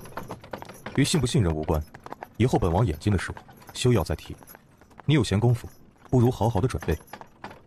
太后正在筹备设宴，宴请世家贵族的公子小姐，你也在邀请之列。宫中危险远超你的想象，太后亦不是良善之辈。入宫后，本王也不能随时保护你，你要有心理准备。这话太冷太生硬，刚刚还说是朋友，一扭头回到公事公办，难免伤人热情。不过今日翻身报复，景林实打实维护他，给他出气。洛雪欣不和病人计较，他也有发现，景林在眼睛上反应格外大，格外抵触排斥。是不是还发生过我不知道的内情？回王府各走各的，洛雪欣径直回西院。赵嬷嬷从丞相府回来了，小咪一觉取消。洛雪欣兴致勃勃问赵嬷嬷丞相府什么情况。自3朝回门后，丞相府的日子煎熬至极。骆锦成断了腿，一直躺在床上，成天打杂发脾气。丞相夫人从琼花宴回来，被蜜蜂蛰得面目全非，肿如猪头，疼得哭喊拍腿，不敢见人。见赵嬷嬷话还没说完，表情犹豫慌张，洛雪欣冷冷眯眸开口：“赵嬷嬷，别忘了你现在的主子是谁。”奴婢见到了大小姐，大小姐问了很多王妃的事儿，奴婢对王妃忠心耿耿，说的都是假话，没半句说漏嘴。还有什么？赵嬷嬷颤颤巍巍从袖子里取出几个小小药包，一脸绝望交代：“大小姐让奴婢给王妃下药。”洛雪欣一一拆开检查，巴豆、牵牛子、雷公藤等药粉，量少不致命，但吃了铁定不好受。还有呢？赵嬷嬷趴在地上，哆哆嗦嗦张嘴：“大小姐还吩咐奴婢在摄政王面前诋毁王妃名声，水性杨花，养有男宠，清白早就给了野男人。”大胆！这都是大小姐的原话呀，奴婢不敢瞎说，王妃饶命啊！洛雪欣淡定挥挥手，让赵嬷嬷滚下去。素月都震惊了，丞相府大小姐竟是如此毒妇，幸好她没有进王府。她要是来了，多半活不过当晚。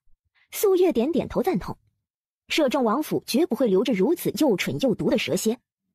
素月目光落在药包上，小声问：“王妃，要不要禀告王爷？”“不用，我自会教训洛雪欣。”这时夏玉进来禀告：“王妃，方大夫来了，请他进来。”方福龄两袖清风，一身淡淡药香，行礼后落座，端庄俊逸，微笑开口：“王妃嗓子大好，想必再养几日便能恢复如初。”“方大夫找我有事吗？”方某已听闻月宴楼一事，寻常大夫即使在现场，也很难及时判断病因，果断救人。王妃医术超绝，胆大心细，方某佩服。方福龄夸完，话锋一转，试探地问洛雪欣：“王妃可愿与方某一同医治王爷的眼睛？”“我愿意，但王爷已经拒绝了。”“这……”方福龄扶额，心底叹气：“王爷肯定会后悔的。”“方大夫，王爷为什么拒绝治眼睛？”“不知该换王妃还是雪静姑娘？”“都可，反正都是假的。”洛雪欣不在意这点细节。方福龄稀奇地看着他，张嘴解释：“若是王妃，就得守摄政王朝的规矩；若是雪静姑娘，你我便是朋友之交，随便聊聊不犯规矩。”洛雪欣乐了，方福龄也是个妙。方大夫说吧，我会保密的。雪静姑娘有所不知，臣第3年，也是王爷中毒眼下的第1年，王爷过得极度辛苦，毒素折磨，日夜难安。方某与宫中御医尝试了100种手段，都无法根治，最终用了凶险猛药，才将毒素压制到夜晚发作。在此期间，世家余孽各方势力蠢蠢欲动，都想趁着王爷病，将王爷拖下摄政王位，再次颠覆大吴国的权柄。景林又要治眼睛，饱受剧毒折磨，又要震慑朝堂，约束各方势力，辛苦的连喘息的功夫都没有，眼睛一直无法好转。两相权衡下，景林舍弃了眼睛，瞎了眼的摄政王也还是猛虎枭雄，血腥雷霆手段肃清朝堂，再次威震大号国内外。如今陛下年幼，尚不能稳定百官，安治国家，还得靠王爷。赤炎等于示弱，那些个虎豹豺狼又得卷土而来，只能熬到陛下成年，足以统帅天下。诸恶除去后再来治疗。方某也一直联络师傅，然而他老人家不知云游何处，至今没有下落。原来如此，王爷对我不错，我也想报答他，但王爷不同意，我连碰的机会都没有，巧妇也难为无米之炊。方某时不时为王爷检查眼睛，可以口述症状，你我私下交流。雪心姑娘，意下如何？好啊，一言为定。一言为定。翌日，洛雪心收到慈宁宫送来的帖子，邀他3月25宫中赴宴赏兰花。洛雪心叫来赵嬷嬷，交代他几句，让他走一趟丞相府。冒牌货惨不惨？赵嬷嬷瞬间变脸，哭丧着脸拍大腿。哎呀，小姐呀，奴婢有愧于你。那摄政王对冒牌货关爱有加，成天喊方大夫调理身体，奴婢找不到机会下手啊。马上冒牌货还要进宫赴宴，他顶着小姐您的身份，您的名字，风风光光，奴婢心疼您呐。什么？洛雪心当场气疯，直冲到丞相夫人面前，又哭又闹。他也要进宫赴宴。心儿别闹，娘这副样子，娘都不去宫宴，你去干什么？再说那个小贱人顶替你嫁入摄政王府，人人都当她是王妃，你还往前凑，叫人发现捅破，欺君之罪是要灭九族的。娘，我不会凑到面前的，我就偷偷看一眼。娘不进宫，可以让宋七小姐带我进宫。这怎敢劳烦宋七小姐？娘，能进宫赴宴的都是7品官以上的小姐，心儿进宫可以偷偷帮哥哥瞧一瞧未来的嫂子人选。丞相夫人本就动摇，这一听当即松口答。转眼到了3月25这日，洛雪心新做的衣裳悉数送来西院。王妃这一身，定当艳压群芳，无人能及。我瞧着很容易被打劫。谁敢打劫王妃您啊？吃了雄心豹子胆了。今儿还有王爷呢，没人敢。对，没人敢。东兰连连点头附和。洛雪心被逗乐了，他说笑而已。走吧。出了西院，走到摄政王府门口。进宫的马车已备，护卫2队。景林感官敏锐，先听到脚步声，紧接着听到林雨安和方福林2人的惊呼声，好像看见了什么令他们吃惊的东西。景林微微偏头，语气漠然：“怎么了？”王爷，王妃她……这时洛雪心已经走过来，浅笑开口打招呼：“王爷、林将军，还有方大夫、日安。”3人齐齐一愣，入耳的声音干裂如泉，甜如浸蜜，沁人心脾，令人倍感舒适享受，极难忘却。景林表情诧异：“王妃？”“是我。”洛雪心愉悦扫过3人的表情，心底美滋滋。想不到吧，我嗓子彻底好了，这才是我真正的声音。恭喜王妃。方大夫也要进宫？去御医院有点事。景林微微偏头，耳朵动了动。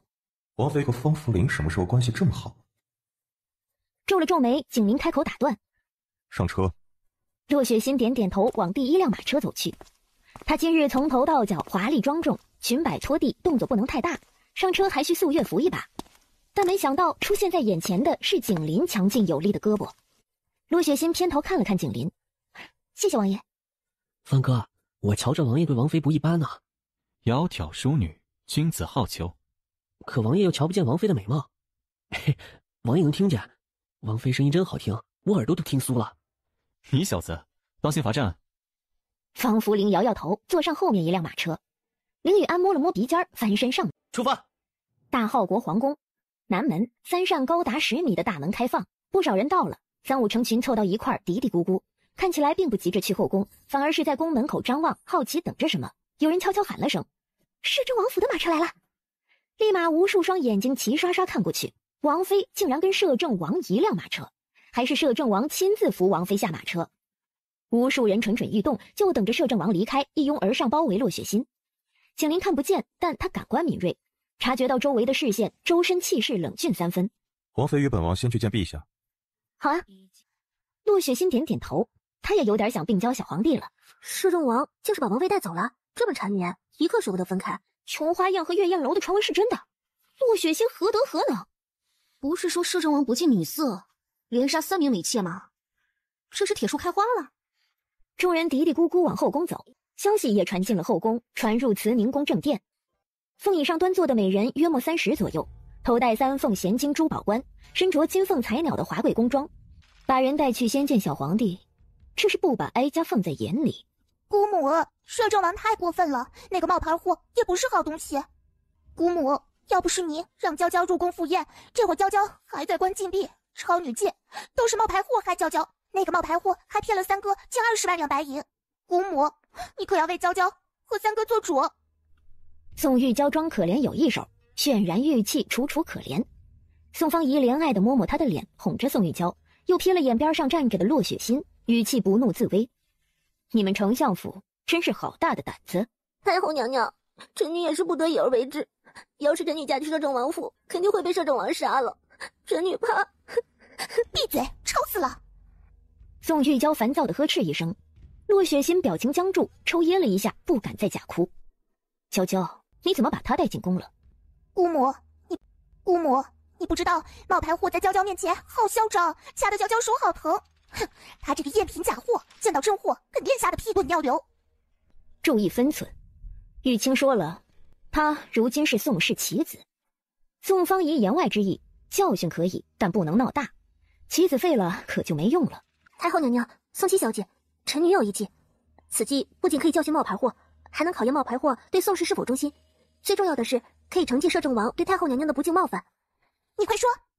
说来听听。他张嘴，语气阴险毒辣，将害人之计徐徐道来。没想到你这蠢货还有点脑子，能为太后娘娘献计是臣女的福分。姑母，宋方仪若有所思，最终点点头答应。可人还在陛下那里，咱们怎么实施？他能进宫是哀家邀请。孙嬷嬷，去一趟紫金殿，赏兰宴即将开始。他一个摄政王妃，也敢叫哀家和满堂宾客等他，一点规矩都没有。一个替家，替死的冒牌货，好日子到头了。紫金殿，摄政王到，摄政王妃觐见。姐姐，快让姐姐进来！知道景林看不见，李明晨还是下意识绷紧了脊背，吞了吞口水，规规矩矩交代：“义兄，朕今日奏章批改的差不多了。”李明晨眼珠子转悠起来。那朕可以休息一会儿吧？天天不是练武就是看奏章，朕好累的。景林不用猜都知道李明晨打什么主意，淡淡轻哼一声，点了点头。李明晨立马跟撒欢的出笼鸟似的，一路小跑到洛雪心面前：“姐姐不用多礼，姐姐来，朕这里有好吃的糕点。姐姐跟朕说说，最近有没有什么好玩新鲜的事儿？”桃花眼亮晶晶，充满了对外界的好奇和期待。好啊，哎，姐姐的嗓子好了。才好的。哇，姐姐的声音好好听，姐姐多说点儿。李明晨缠着洛雪心，两人说说笑笑，倒衬托的景林像个多余的。景林也不打断插话，顾自坐在另一侧，喊来起居郎问话。他们这里亲亲热热，气氛融洽，好似一家人。可惜好景不长，孙嬷嬷在殿外求见，带来太后的口信儿，招摄政王妃赴宴。姐姐，老太婆坏死了，她好几次想毒死朕。没有证据，陛下圣言。景林插嘴，语气冷厉，带着警告。李明晨撇撇嘴，不舍得看着洛雪心。姐姐真的要去吗？老太婆会害你的。要去的。不仅是因为太后一直不能拒绝，也是因为洛雪心想见一个人。洛雪心肯定想方设法进宫了吧？陛下，王爷，臣妾告退。洛雪心起身行礼，一举一动优雅端庄，礼仪挑不出问题。又有素月贴身跟着，文竹在暗中护卫，有什么问题都可以及时应对。景林偏头朝向李明晨：“陛下，我们来说说你近日看侍寝宴本的事。”李明晨惊恐瞪向景林：“过来。”李明晨焦急张嘴：“义兄，要不您去保护姐姐吧？老太婆那么坏，指不定怎么欺负姐姐呢。朕也可以一起去保护姐姐。”不着急，处理了你，再去保护她。慈宁宫兰花园，世人皆知太后喜兰花，特修了一座兰花园，一年四季都有不同的兰花，从不空着。摄政王妃可算来了，架子真大。太后宋方仪打量着洛雪心，眼底掠过惊诧之色，没想到竟是如此祸水模样，难怪能让残暴狠辣的摄政王爷手下留情，活到了现在。臣妾拜见太后娘娘，恭祝太后娘娘万福金安。摄政王妃等同一品，不用下跪，而是屈膝行礼。但时间一分一秒过去，宋方仪毫无让洛雪心起身的意思。臣妾拜见太后娘娘。宋方仪还是不作声，这是明摆着要给他一个下马威。这时乔灵秀无意瞧见同在角落里的李云昭对他身边的丫鬟说了什么，然后丫鬟静静退下，趁着所有人不注意，悄悄出手。哎呀，糟了！郡主，你的礼仪呢？大喊大叫成何体统？太后娘娘，大事不好了，你快看呀！宋方仪心底纳闷不悦，顺着李云昭手指的方向一看，瞳孔猛缩，脸色巨变。谢谢你们俩。兰花是谁的手笔？我发誓不知道王妃在说什么。两人同时张嘴，话说完，大眼瞪小眼。洛雪心更乐，再次道谢。王妃救了我的命，王妃，我哥哥回去挨了20鞭子，爹爹亲自打的，现在哥哥都没能下床，请王妃原谅哥哥的失礼冒犯之处。洛雪心随意应了声，点点头。乔灵秀这才松了口，脸上露出笑容。谢谢王妃仁慈。王妃，你瞧，我都说了，宋玉娇最是小心眼，今日肯定是他找太后告状了。这笔账我会讨回来的。耳边听素月拦住人质问，语气很是戒备。这是太后娘娘的懿旨。素月，让他过来。摄政王妃，太后娘娘召见，不得违抗。宫女直面洛雪心，死死瞪着她，满眼恶毒之色。带路吧。洛雪心专挑小路，绕着往慈宁宫走。一是为了不让人发现她身份，二是洛雪心眼神怨毒如钩子，一直粘在洛雪心身上。你一个身份卑贱的小贱人，天上掉下馅饼，翻身成了丞相府大小姐，摄政王妃，一定很得意吧？锦衣华服，珠宝玉饰，是不是做梦都要笑醒？哼，假的就是假的，山鸡永远变不了凤凰，野猪也吃不来细糠。小贱人，你的好日子没几天了，好好珍惜现在。洛雪心，你很妒忌吧？本小姐嫉妒你一个贱民，笑话。等等，你认出本小姐了？洛雪心没有身份被识破的惊慌，反而得意兴奋至极，瞪大眼睛瞪着洛雪心，狞笑威胁。本小姐这个真货在这儿，你这个冒牌货是不是很害怕呀？跪下来求本小姐，本小姐就不拆穿你。小贱人，听不懂人话吗？快跪下，求本小姐。跪你？求你？对，没错。洛雪心理直气壮，兴奋激动。下一秒，他腿上一疼，疼得站不住，两腿酸软无力，直接跪在了洛雪心面前。洛雪心又气又怒，脸孔扭曲挣扎着想起来，谁知两条腿完全不听使唤。贱人，你对本小姐做了什么？你一共骂了我5句，贱人。你要干什么？素月一把捂住了洛雪心的嘴，压低声音道：王妃，这里路偏，四处都无人，王妃放心动手。洛雪心吓得屁滚尿流，爬起来带路，脚步生风，惊恐害怕的不敢回头看一眼。素月眼神好奇，扎起针这么厉害？洛雪心笑着眨眨眼，吓得先给他一个教训。洛雪心又疼又怕，一路不敢再玩花样。启禀太后娘娘，摄政王妃到了。素月被拦在殿外，只洛雪心一人走进去。臣妾拜见太后娘娘。许氏慧兰的损失给了宋芳仪很大的刺激，宋芳仪没了心情再折腾洛雪心，挥挥手让她起来。摄政王妃，你有几斤几两，哀家便不再重新说了。丞相夫人应该告诉过你，你是在为谁办事儿，你背后真正的主子又是谁？臣妾愚钝，还请太后娘娘明示。娇娇，哼，拿着。洛雪心眸光闪闪，淡定接过。宋芳仪见她听话的接了，眼底掠过满意之色。瓶中有一颗药，待会儿宫宴举行，找个机会下在酒里，让摄政王喝了。摄政王妃，好好当我宋氏的狗，才能活得命长。宋芳仪字字句句都是威胁恐吓，臣妾明白。下去吧。洛雪心面无表情出了正殿，得找个地方瞧瞧瓶中药是个什么东西。不曾想刚走出去2步，一人挡在了半路上。摄政王妃，我们又见面了，你收到了在下的心意了吧？是。洛雪心琢磨了一下，回答：本王妃收了20万两银票，找零100两退回去，有什么问题吗？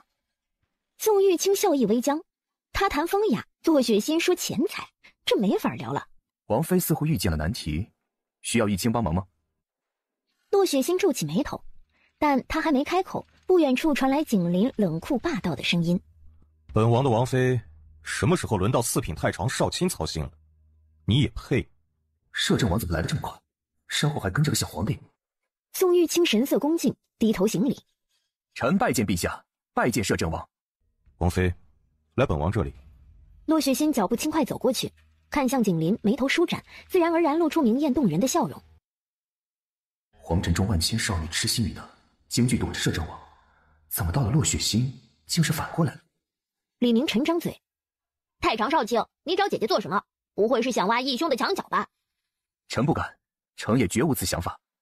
宋玉清埋头更低，腰也弯下去，解释道：臣只是见王妃面有愁色，顺口一问，绝无异心。你最好是没有异心啊，觊觎本王的人往往活不长久。臣受教了。宋玉清低头行礼，谁也不知道他脸上到底是什么表情。臣欲拜见太后娘娘，臣先告退了。快走快走。宋玉清一走，李明臣立马凑到洛雪心面前，语气又愤怒又担心：姐姐，朕听闻老太婆欺负你了，疼不疼？要不要朕把方大夫和御医喊过来瞧瞧？我没事。可恶！姐姐放心，待会儿朕给你报仇。嘘。洛雪心无奈好笑地看着李明晨，病娇小皇帝还真是半点不看场合，哪有在人门前说的？王爷，跟我来。景林身体放松，顺着洛雪心的力道离开。李明晨好奇地跟上来。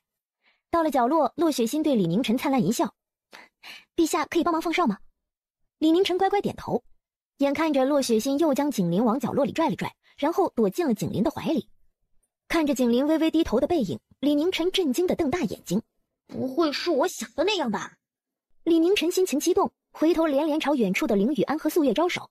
两人听命过来，见李明晨伸手指了指：“你们看，义兄和姐姐是不是在亲嘴儿？”陛下，非礼勿视。半晌没听到回答，素月回头一看，李明晨和凌雨安看得津津有味儿，脑袋挨在一块儿，不知道嘀咕什么。而事实完全不是他们想的那样。太后给了我一颗药，我得瞧瞧是个什么东西。景林无法看见，但他听觉敏锐。微微低头，景林细心认真地捕捉所有细微动静。他听到瓶子打开塞子的声音，听到药丸在洛雪心掌心旋转，听到衣袖滑动，还听见了洛雪心鼻尖嗅嗅的声音，像猫儿嗅未知的东西，带着好奇和谨慎。有点可爱。药丸表面有一层水溶的封层，完全藏住了气味，无法分辨。洛雪心便用指甲刮下来薄薄的一层，递到鼻尖一嗅，直冲天灵盖的气味。洛雪心眼前一黑，双腿发软，浑身无力往后栽倒。怎么了？有毒？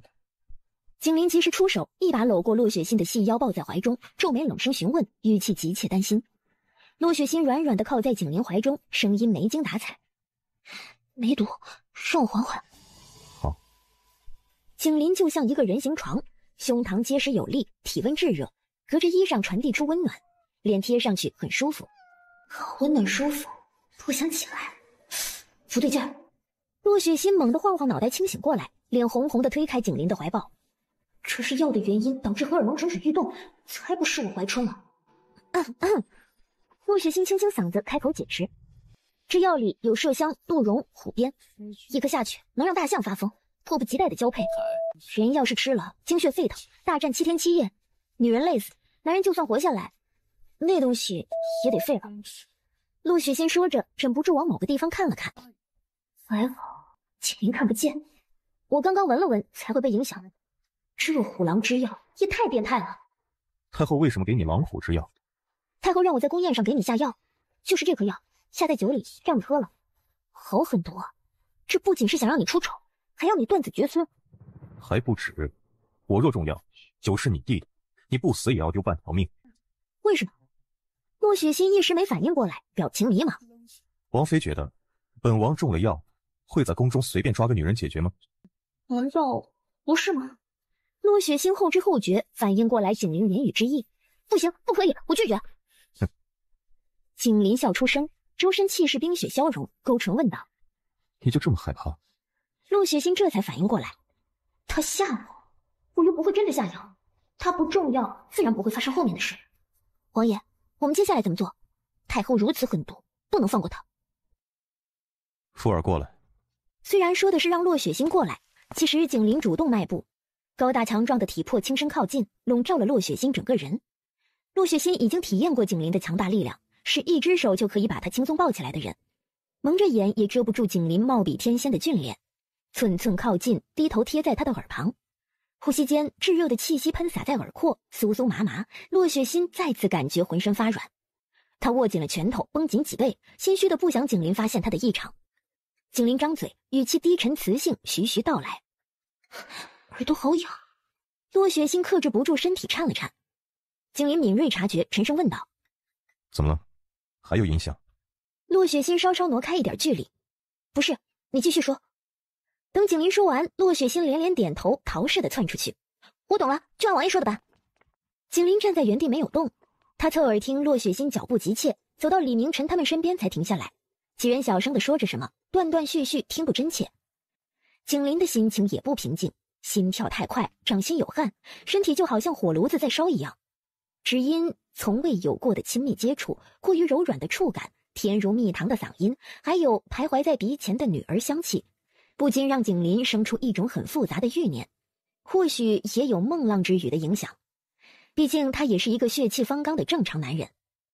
景林动了动手指，触感清晰难忘，腰很软，曼妙纤细。义兄，李明晨喊了声。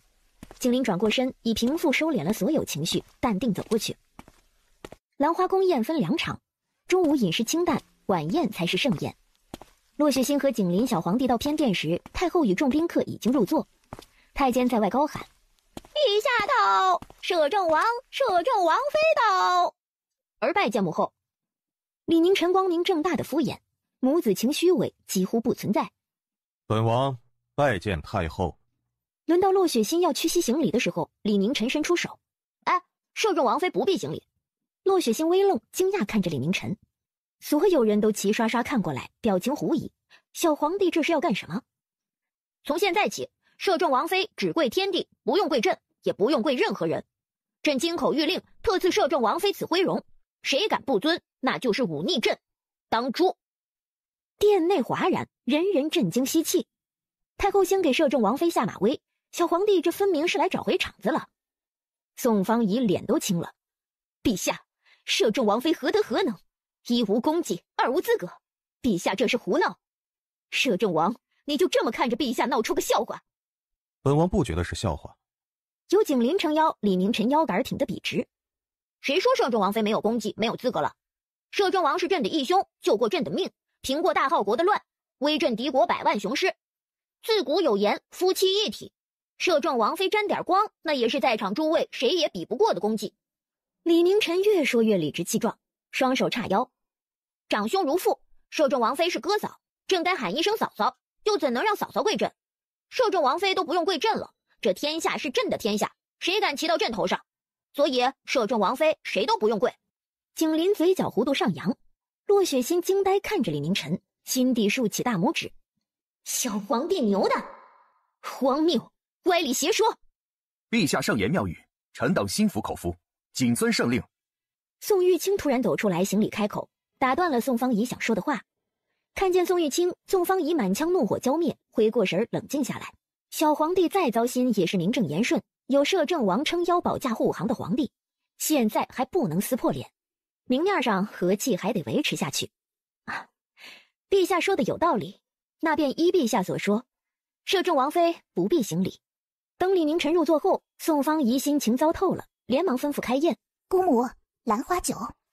宋方仪眼底闪过金光，往景林和洛雪欣的方向看了眼，威严华贵的开口：“哀家宫中取兰花酿酒，兰花酒芬香别致，今日也让诸位尝一尝，开开眼。”谢太后，我等沾了太后的光，有口福了。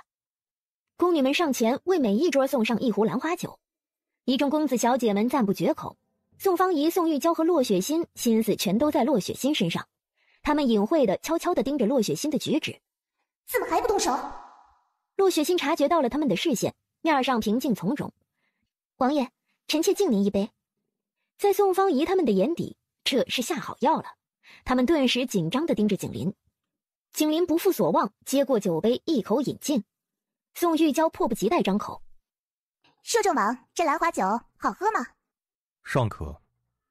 下一秒，景林突然皱起眉头，面有难色，抓住洛雪欣的手：“王爷怎么了？”“摄政王可是身体不适，哀家偏殿空着，王妃还不快扶摄政王过去休息？”宋方仪语气急切，藏着幸灾乐祸的阴险。“摄政王这是怎么了？脸色好难看，不会犯病了吧？”公子小姐们悄悄嘀咕，眼神困惑八卦的在景林身上徘徊。景林看起来难受到了极点，脸色泛着诡异的红，眉头皱起，嘴唇紧抿，拽着洛雪欣的手腕，沙哑催促：“走。”“陛下，太后娘娘，王爷身体不适，我们先行告退。”洛雪欣扶起景林，景林大半个身体都压在他身上，仓皇告退。李明晨一脸担心着急，起身想跟上。“陛下莫急，偏殿就在隔壁，有什么动静我们都听得见。宫中有御医，陛下去了也做不了什么，这里还需陛下坐镇。”“我不能走，万一我走了，老太婆说义兄的坏话怎么办？义兄那边有姐姐，有方大夫。”李明晨当即坐回去，举杯道：“义兄只是一时身体不适，诸位不必介怀，继续饮酒赏花。”“臣子谨遵圣命。”宴会看似又恢复了热闹，实则风云暗涌。宋方怡和宋玉娇、洛雪欣笑得幸灾乐祸，恶意满满。待会儿隔壁热闹起来，他们就带人过去。哼，堂堂摄政王在太后宫中淫乱，传出去遗臭万年，冒牌货的下场只会更惨。偏殿，素月在前推开殿门，林雨安在外守门。洛雪欣刚把景林扶进去，一抬头就看见几名宫女衣衫半退，面色娇羞地摆弄着姿态。王妃，奴婢来帮您服侍王爷。王妃，您放心，交给我们吧。两个只穿肚兜的宫女笑盈盈走过来，伸手就要摸向景林。景林立马嫌弃地躲了躲，整个人都要压在洛雪欣身上了。好沉，救命啊！洛雪欣紧咬牙关。素月，林将军！洛雪欣声音都在发抖。林将军，快来扶一把！好。林雨安刚迈开一步，景林自个儿挺直腰背，嗓音暗哑歉意：“辛苦了。”是挺辛苦的。洛雪欣嘟囔着，抬手捏捏肩膀。身材好的男人果然分量都不轻，肌肉都是实打实的，男上女下要命。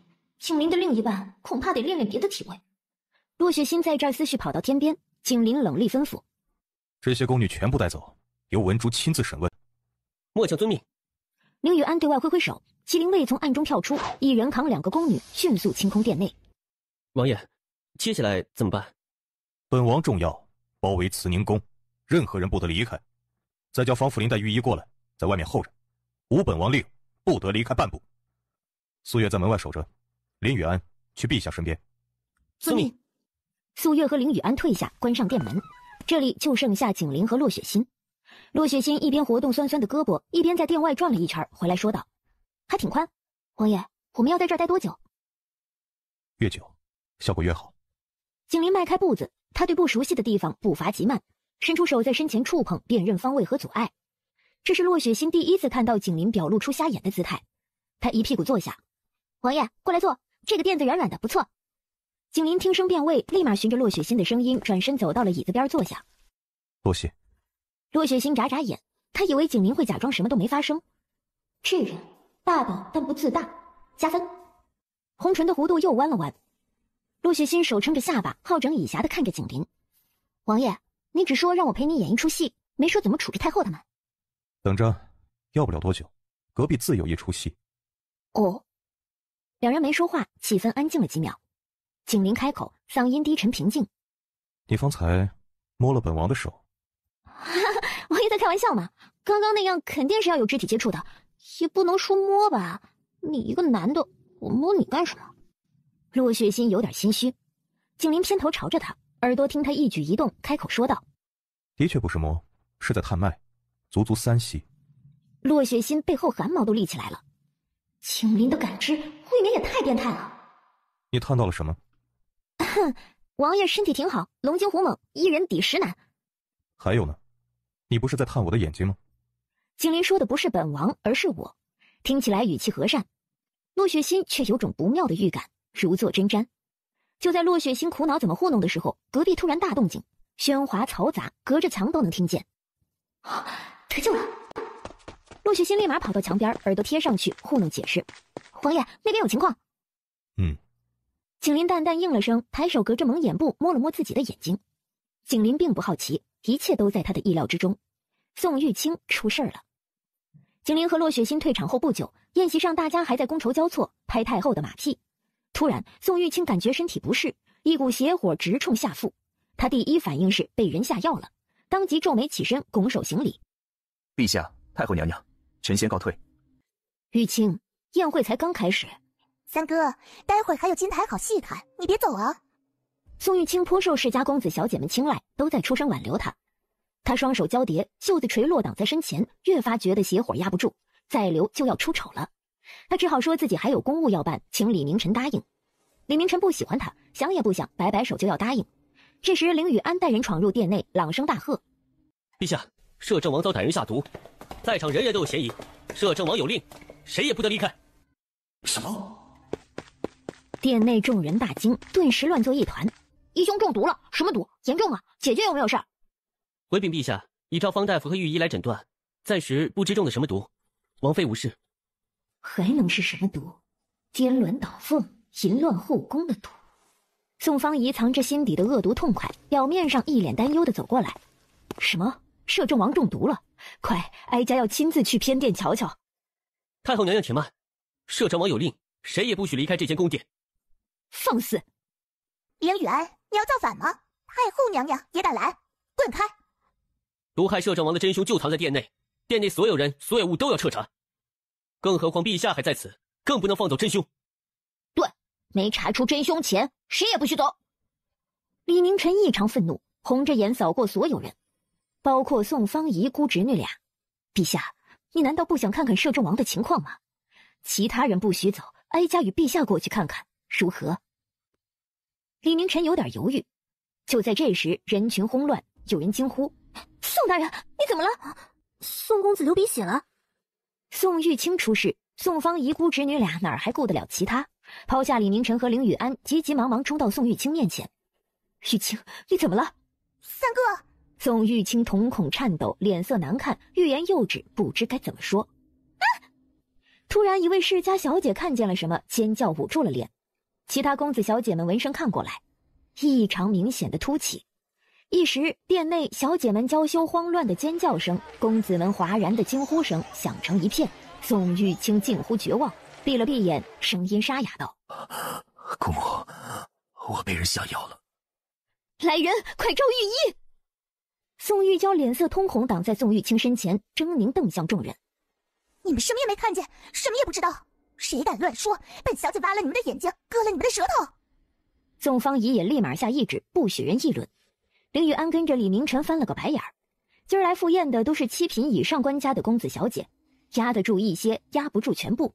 宋玉清的名声别想要了。御医呢？不是给摄政王看病呢？怎么还不滚过来？启禀太后，御医们自然是紧要着摄政王，什么时候摄政王安全了，什么时候才顾得上太常少卿大人。宋芳仪瞬间脸色惨白发青。等警铃好了，宋玉清都凉了。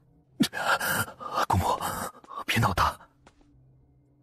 玉清，那个，要不给你挑个合眼缘的小姐？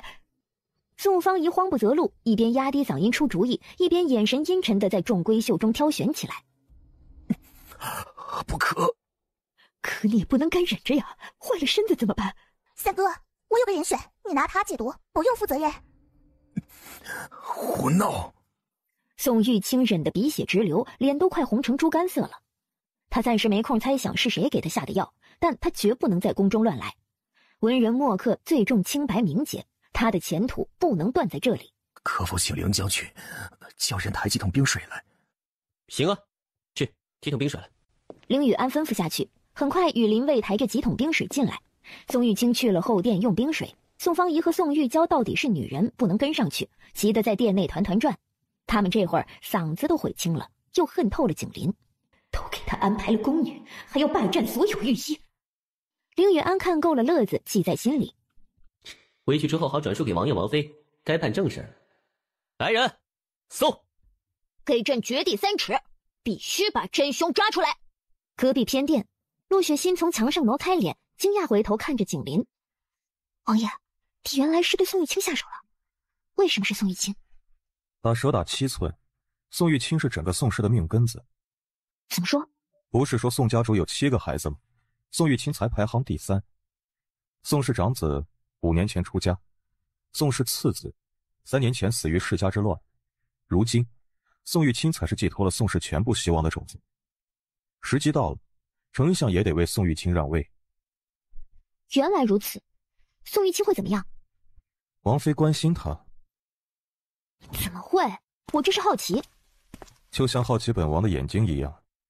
骆雪欣僵住，怎么话题又绕回去了？骆雪欣迟疑地看着景林，最终深呼吸开口：“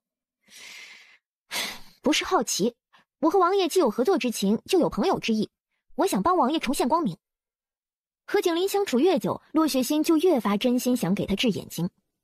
治好了我再走。景林听到骆雪欣干冽如泉、甜如浸蜜的好听嗓音，真诚热切，感化人心，心底提防松懈，问道：“那你探出什么了？”时间太短，判断不出，要看看眼睛才行。好。啊，王爷，你这是答应了？骆雪欣吃惊地看着他。景林放松身体，靠在椅背上，语气温和：“现在有空，你要看，便看吧。”骆雪欣眼前一亮，立马走到景林面前，小心翼翼伸出手解开蒙眼布，露出下面的眼睛。景林的眼型极美，内勾外翘，眼尾自然延伸上翘，视为内双丹凤眼，简直暴殄天物。但可惜之余，没有蒙眼布的遮盖，整张脸展露出来，俊美绝色，胜过天仙。王妃，我测测你的反应。然后双手在景林眼眶周边按了按。我在按你的穴位，有什么感觉？太温柔了，痒。骆雪欣太温柔，不像是按穴位，倒像是情人的抚摸。景林不讨厌，反而有点喜欢。骆雪欣被他的话闹了个大红脸。好，我加重力道，你再好好感受，要精准的、确切的告诉我每一个地方的感觉。骆雪欣重新又按了一次穴位。时间过去许久，按穴完毕，骆雪欣收回手，站在景林面前思忖了一会儿。方大夫在门外。那我去请方大夫进来。此前是他在为王爷医治，有些问题我需要跟他探讨一下。骆雪欣嗓音温柔如蜜，向他征求同意。景林感觉心像是被猫爪挠了一下，下意识点头答应了。王爷等着。骆雪欣并未露面，而是透过门缝让素月喊方福林过来。一抬眼看见景林摘了蒙眼布，姿态松散地靠在椅背上。方福林眼底浮现吃惊，扭头惊喜看向骆雪欣，用眼神询问他。王爷同意了，我方才检查了一遍眼周穴位，有些问题想和方大夫探讨一番。好，雪欣姑娘先说。不急，我们坐下慢慢说。骆雪欣和方福林坐到对面，景林听着听着眉头皱起，放松的姿态再次坐得笔直，带着白玉扳指的右手轻轻敲击着桌面，心情难以言喻的烦躁起来。方福林怎么回事？喊得这么亲近。两个人交流起来，越说越激动，专心致志，完全把他这个大活人当成了空气，他看起来很多余。景林忍了又忍，孰不可忍。他屈指重重敲了敲桌边，引起两人回头看过来。景林语气冰冷：二位有何高见？王爷，雪欣姑娘给了方某新思路。我有一套针灸法子，辅助药物热敷，可以先试1个月，看看效果。两人语气热烈亢奋，说完又要回去继续探讨了。景林深呼吸，够了。自己拿过蒙眼布戴上，起身冷酷道：这是太后的慈宁宫，当心隔墙有耳。方福林背后惊出冷汗，起身问道：王爷教训的是要起身回王府了吗？景林摇头：不，本王中了药，没那个精力出宫。现在出宫一切都会前功尽弃，吩咐文竹收拾好摘星楼，先在宫里住一段时间。景林算了算时间，又说：叫御医去看看宋玉清。他要的是宋氏肉痛心痛，而不是逼急了跳墙。方福林行礼，出去传达命令。骆雪欣收了探讨医术的心思，好奇问景林：王爷，我也要住摘星楼，那是什么地方？宫中的医师居住之所。国师？骆雪欣立马想起，赐婚就是国师给小皇帝出的主意，